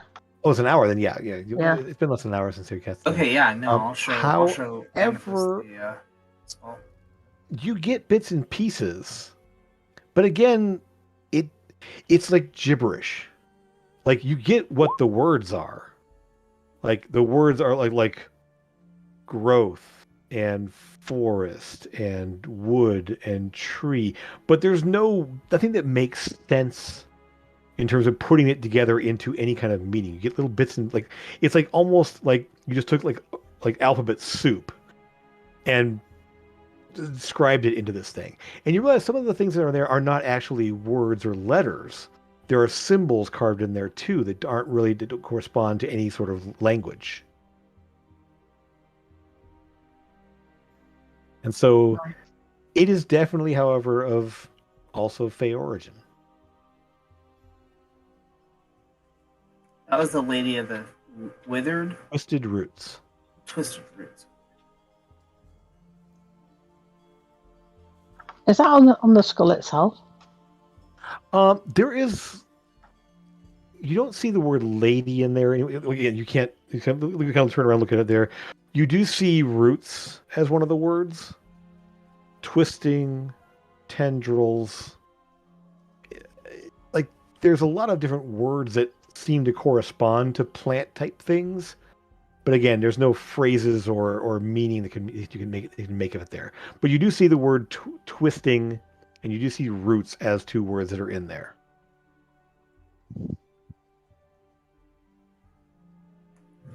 Yo, we may want to make a trip to the Feywild. We've got a friend there. Yeah, That's true. That's what I was thinking. We have a friend. We actually have a couple of friends, right? No, one for sure. I'm not sure what you're thinking of there. We've got the Fey token from the the Queen Fey of the- token from the Queen, but Mhm. then it was the other people we rescued in the little that the witch had shrunk down. Yeah, Right. they were working for the That was Queen. the same. Oh, okay. Those the children were what we gave back to the Queen Oh yeah, I remember. that were in the doll's house. Feywild keeps popping up. Well, the Dark King had demons and devils and Fey all bound to him, didn't he? Yep. So You realize that the Akoa held one of the Fey coins. right. And Makes I would sense. say this, based on your high investigation, based on your comprehend languages and things else there, you don't get any sense that this is related to Akoa. Like the runic sigils that he created there for whatever he was doing, and the magic that he was using, the alchemy type things he was using there, that those do not correspond here. The language is definitely different from the summoning things he was doing. There's no serpent imagery at all in this. You're not sure. Mhm. These definitely seem different. They're not the same magics. No. This may be a one-off of, a dark Fey doing something dark for the kicks and giggles of it. Hmm. As one does. So, you're able to make your way back to the road, past the broken wagons and the bodies that are there. Can I check out Bodies can I of check out zombies in case they had anything on them? So, Go on, Aaron. Aaron, what were you saying, Trevor? No, sorry, I didn't want to overtalk her. So, you said there was a lockbox in that wagon, right? Sure. Yeah. Can I check that with my Absolutely. blocked or anything like that? Yeah. Surprised I And- remember that, but yeah. Amethyst, what were you saying? I wanted to check the bodies of the zombies because obviously one of them had like fancy clothes and stuff on. I just wanted to see if they had anything. on It's their hard. It's person? hard to tell much. They don't really have much on them. The fancy looking one has a dagger on it. It seems to be of decent quality. Is definitely not a commoner's dagger. Let's just say he seems a bit of a nobleman by the attire, at least. The other ones seem to be just either huntsmen or guides, as far as you can tell. It's they and both of them neither of them have any weapons on them. And both of them you can see they've been sort of like definitely ripped up a little bit more than he was. Mhm. So what are we doing here? Are you doing Picking the lock on that okay? lockbox. Yeah. Just give me a dex check and then add your proficiency because you're using these tools. Yeah. I'll give you guidance. Trevor. I was gonna say I can do it, but that works. Yeah. Whichever. Cool. Deck check. Yeah, buddy. Just pick dex and add your proficiency, which should be 4. It's a 5. No So problem. my dex is 20 now. Yeah. 27. And plus proficiency. Yeah, so you make short work of this thing. You're just in there and just pops right open there. Inside you do find a pretty good amount of coin. Let's see, 800 gold worth of gold. Oh, wow. No loose change, nothing else. It's just straight up 800 gold, and a rolled up piece of paper that is a hunting permit. Basically, giving the bearer the right to, to not be considered a poacher, the right to take animals and trophies. Okay.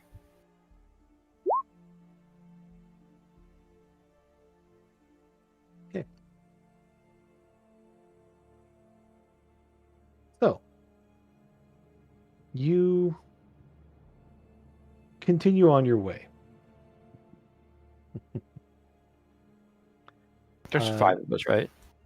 Yeah. It's 160 each. Yeah. She won't need money in jail.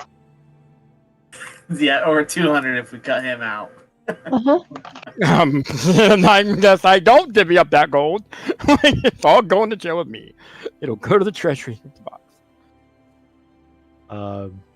So you're able to continue moving south.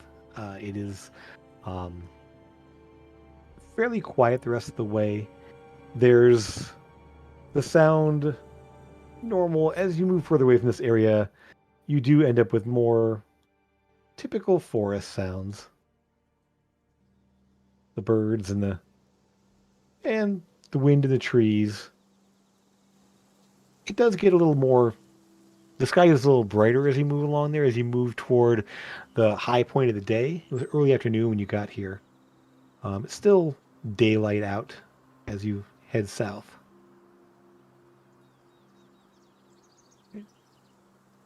Is there anything you want to do on the way back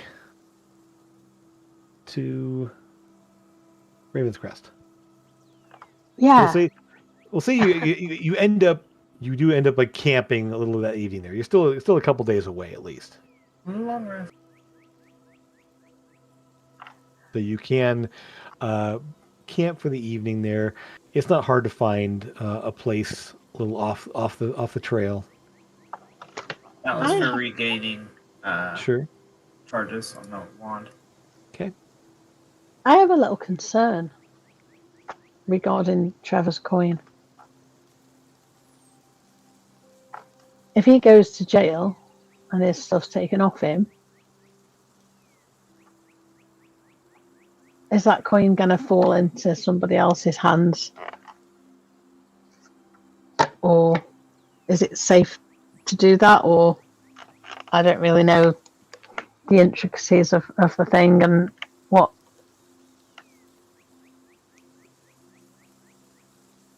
I was wondering if it might be worth like assuming Trevor's getting arrested. By the way, like so the second we get out of the forest, like just automatic or like What's going on? Or does the party know something Trevor doesn't? Draven does. Draven knows exactly what's happening, but Well, I can tell Draven, but I can't tell Trevor. So that's. I mean, so it does come down. So, what do you discuss?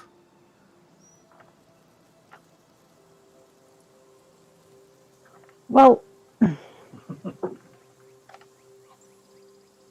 I mean, I'm just going to say,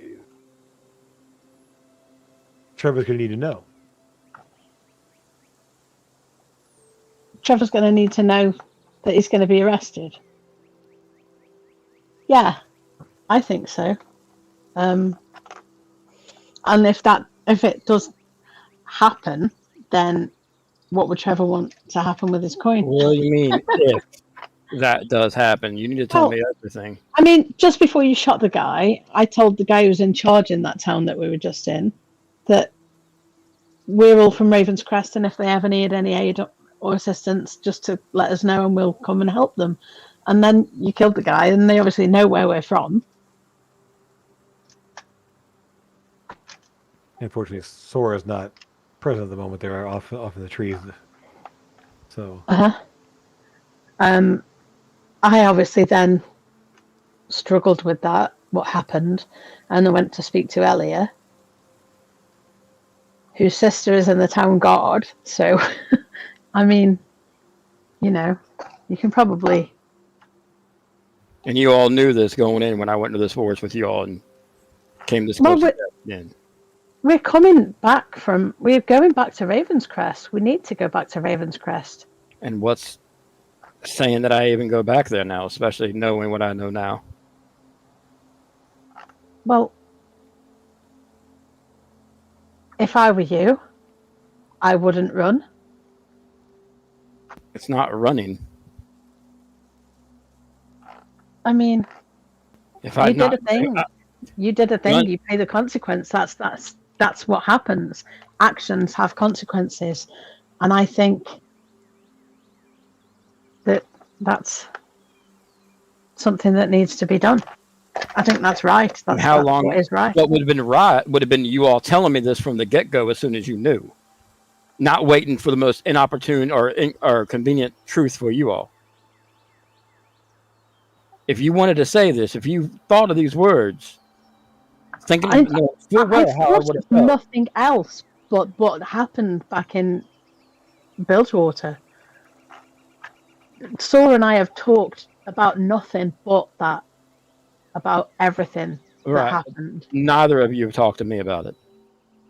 Neither of us want to talk to you, to be honest. I'm only just now am I able, after a night's rest and a God knows what just happened, only now am I able to even look you in the eye, let alone talk to you. You know, I know you haven't always. Sora, wait. Most people here, what you did looked like an evil act. There was a guy on his knees. He had his hands in shackles behind his back, and you shot him in the head. You murdered him in front of a town of people who didn't know at the time that he was evil. We've gone back and we've obviously tried just to smooth things over and explain the situation and show the tattoos and the altar and all of that crazy stuff. But at the time, people just were like, these are the bad guys. And we were like, no, we're not the bad guys. We're the good guys. And then you murdered someone, which proved to most of the people there that we are the bad guys. And that had consequences, not just for you, but for all of us. Because if we want to make it as adventurers and be the heroes that we're trying to be, we can't have these things happen. We can't have people murdering people who are tied up. I would expect this from a lot of people, but not you, Amethyst. I thought you of all people would understand, but now our conversation's done. I'm going to look over at the rest of the party now, and I'm going to be like, because my actions are going to have consequences. I struggle with the things I've done in my past all the time. And I don't completely disagree with you is the worst thing, or best thing in this case. But I want to know what the entire party feels before you alone decide my fate. Nothing's been decided by me alone. No one's deciding your fate. I'm looking What you over at did. everyone else to see what everybody else says. You did what you did. You've got to face the consequences. I'm sure there will be consequences. Have you all never done anything in your past that you haven't been proud of? Not like that. Never murdered someone in cold blood. It's not murder if they tried to kill you first. It is Now- once the fight's over and they're shackled and kneeling on the ground. I'm still During leaning the towards fight. justifiable homicide. Anyway, well, Lucas, you made your point abundantly clear as well. What about you, Eldon? Sora? You didn't even know at the time that it definitely was him that did it. You Eldon? don't- we Sora? don't know. To this moment, you don't know whether it was him acting on what he wanted to do, or if he was being charmed or possessed in some way. You shot me once. Should I hold you accountable for that? You did don't- for months after that, actually, yes. Okay, but I didn't fucking kill you. I didn't shoot you in the head while you were tied up. That's because So you can't use one of these, and I want to my gun. no, but I've got Anyway, you all, spells. there's two other people in the party. I'd like to know what they think, too.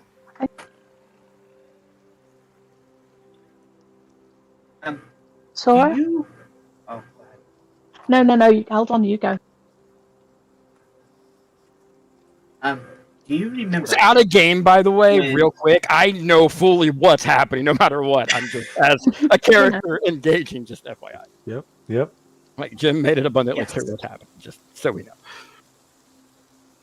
Do you remember when I discussed with you the problems of broken tools? Yes? You are a broken tool, and therefore must be stored away before you can be fixed. Yes? That's, wait, so, okay, And- maybe that wasn't the best analogy. Yes. When Also- when a tool's broken, you think you would just fix it. I don't know why you have to put it away first. Like, I get you condoning. It is difficult to communicate sometimes. As you know, I do at times struggle with communication. I have that problem as well. It's okay. Yes. So here is the thing. What you did is unforgivable. In the social contract that we had established, that you were warned of several times, and set that aside, your own position in the Rangers, and you are still a member of the Guard, yes? So you I haven't been active in that god in some time, but I've still been a bounty member, hunter for the past. still held under their rules, and you must answer for your crimes. War crimes. A Sora? broken hammer has to be melted down and requires a forge and requires to be stored away before you can get capable of fixing it. Yes. So, yes. Thank you for clearing that up, Eldon. There's one person left. We have asked you numerous times. You have never asked me. You just get pouty and walk away. Let us It's speak. not pouty, it's anger because I don't want to hit you. So I choose to walk away and pray to make sure that I don't hit you. The spoken to is more of a we collectively, not as an individual. We've asked you to not do this before without, checking with us first. I went over there, the man was bound, and Zone of Truth went down, and I walked away to go talk with the city guardman to encourage him And then the next thing I know, I hear a shot ring out. I had no idea what was going on. I don't want you to feel as though we had some secret meeting and decided just to kick you out. This was something that was already discussed as an open group, that if we were going to continue to do these, consequences were going to have to happen. You know there's no coming back from this. When I take my tone, there's never going to be me rejoining you all. Because even if you all are right, which, in all honesty, I've known for a long time that you were, we all have a tragic past, and I won't relish you with that. In fact, I really don't have much to speak of, but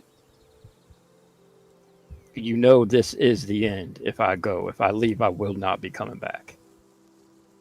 You need to know that before you make this final call. The call is to arrest you and let the law decide what to do with you. And will I have anyone on my side? You knew full well, Amethyst, I did not mean... I'm trying to think of a better way to word that, out of character, in character. Like, you'll be at my side when they say what inevitably, like, what he tried to do. You at least Absolutely. with that if you have. I will absolutely tell the truth, and I will absolutely tell them that you've done a lot of good things, but you've done some bad things, and you know, just because you've done some good things doesn't outweigh when you do the really bad stuff. And if I need to go there and stand in the trial and speak on your behalf, I absolutely will. And I will tell nothing but the truth, because I think that's what is important. But we will be right there with you through the whole trial, having your back, speaking. That trial, from what I understand, I don't know about where you all are from, but trials can take... Jim, how long do trials take where I'm from? I mean, a trial like this, not long. This is a court-martial. Because you are still a member of the Rangers. You're just on special assignment. So, fairly quick in this case. We'll be there for you.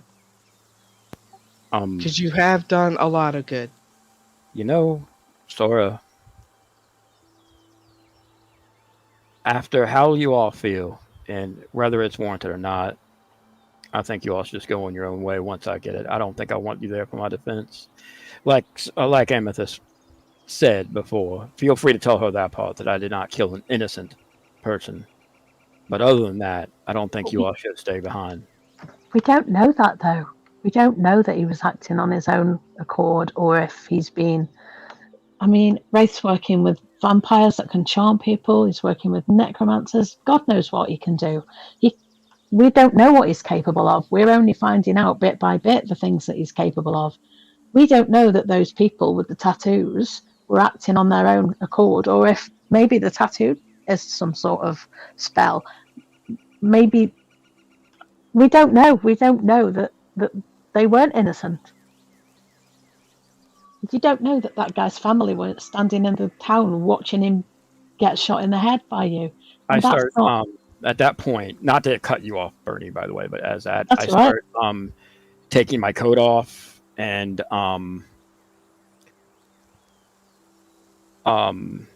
giving all my belongings to... actually, you know what? No, I'll keep my belongings. But I will give I will reach out to Eldon and say, you have something of mine I would like back for just a minute. And that time he realizes he actually still has Kodo and Podo on him, probably. Yeah. I know a nice druid that can look after them for you. That's what I was going to suggest. Eldon's not really great at keeping pets alive. No offense. No, he'll probably explode them. Mm-hmm. But anyway, I'd very much like to see them one more time, Eldon. Yeah. Yes. Of course. And I will lift up my little, where I had them, in not the bag of holding, but my other little bag. Yeah, please don't put him in That's good. That's good. yeah, right. I think if you go into town with this knowledge that you will be arrested and that you go in there of your own accord and not get shackled and dragged in there, I think that will look good. And I think that can only go in your favour if you're like, I did it kind of thing. But we don't know. We don't know what's going to happen. None of us know. And we're all struggling with it. Don't think that this has come easy to any of us, because it isn't. It's not. We've not slept. We've not really eaten. We've just been worried and scared and everything else. And I honestly, Amethyst, I love all of you. and we love you. Well, here's the thing. Like I said, you all aren't my friends. You all my family, and things are going to change regardless. But what I can say is, just so you know, this is the end. This is the last of the line. If I go, I'm not coming back. When I get out, if I get out, um, I don't think I can look any of you all in the eye anymore. Not because of what you did to me, but because of what I know how you all actually feel. And maybe I'm coming to that realization now, but you do need to realize that. Let's get out of this hellhole for now. We're not in the forest anymore, but and let's get this on the road and let's get this over with, shall we? And I will ask you one thing, Amethyst, if nothing else. As far as that coin, I don't know, because I have a feeling it's not going to be that easy for me to get rid of. And besides, the guards will take everything they have on me anyway, no matter what. And I want to keep my gun with me and stuff. They'll take it, but if I ever do get out of here, I'll be getting those back, rest assured. Or I could give everything to you here now. But I can hold on to the coin for now. Yes. Nobody is holding on to that coin. Not in this party. My point is, if the town guard get hold of it, anybody could get hold of it. We already know that the necromancer was set free from jail. Then let's destroy it here and now. I'm not talking about destroying it. I'm talking about... I cannot let any one of you all hold on to this coin. You need to know that. We don't want to, but you could hide it for when you get out, or you I'm not. could do something with it. You could leave it with somebody who won't touch it, who will just keep it somewhere, or whatever. I don't know. I don't want to risk. I can put her in my bag of holding, and she will stay there. Yes. You need to know something. You know what that coin does, Eldon. Yes. You're fully aware of and you comprehend, obviously, probably better than most of any of us, what it does, well, besides maybe myself. Yes. Well, that ring or that coin doesn't have a hold on me. It does. She does like to help influence things, and some people who aren't as. I just don't want to go. I just don't want anyone here to go through the same things I went through. Not just because of her, but honestly, like I said before, she's just tried to help, but she has also told me to do bad things too. Now, granted, most of those I wanted to do, but either way, right now we just need to keep going. And I need to face up to these consequences one way or another. We don't have to decide anything now. I think Eldon's got a great idea, though. If it's in a bag of holding, then no one's actually holding it. It's in an extra dimensional space and virtually undetectable. Yes. Also, as we have already established, she has no power while in the extra dimensional spaces. Mm-hmm. Well, let's ask. There is one member of this party we haven't talked to yet. She's not a member of the party. She's with me, and she's been She's not a traveling member of the for party. a very long time. Lucy, what do you got to say about all this? We'll get into her answer next time. It's 9:00. We are out of time here, so we'll plan to get into the approach to Raven's Crest and what's going to happen there. Any conversations with Lucia or anything that's going to happen there when we come next weekend. I hate to cut things off there, but I don't want this to go No, it's fine. No, that's too perfect. long there. So yeah, No, that's so perfect. 'Cause that would have uh, never been.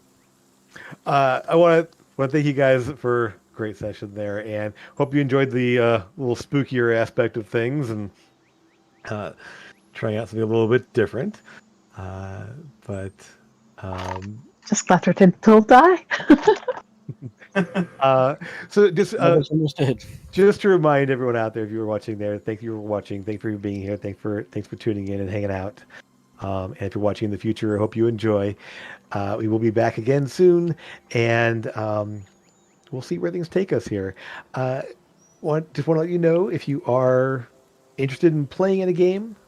We do have some one shots coming up there, some potential new campaigns that are maybe in the works. We'll see how things go there with that, but keep it. If you join our hop into our Discord, check out the D&D campaigns channel for when new things arise, and hopefully we'll have some new things to get into soon. And for that matter, thank you for being here. Thanks for hanging out, and we'll see you again real soon. Okay, take care, everyone. Bye.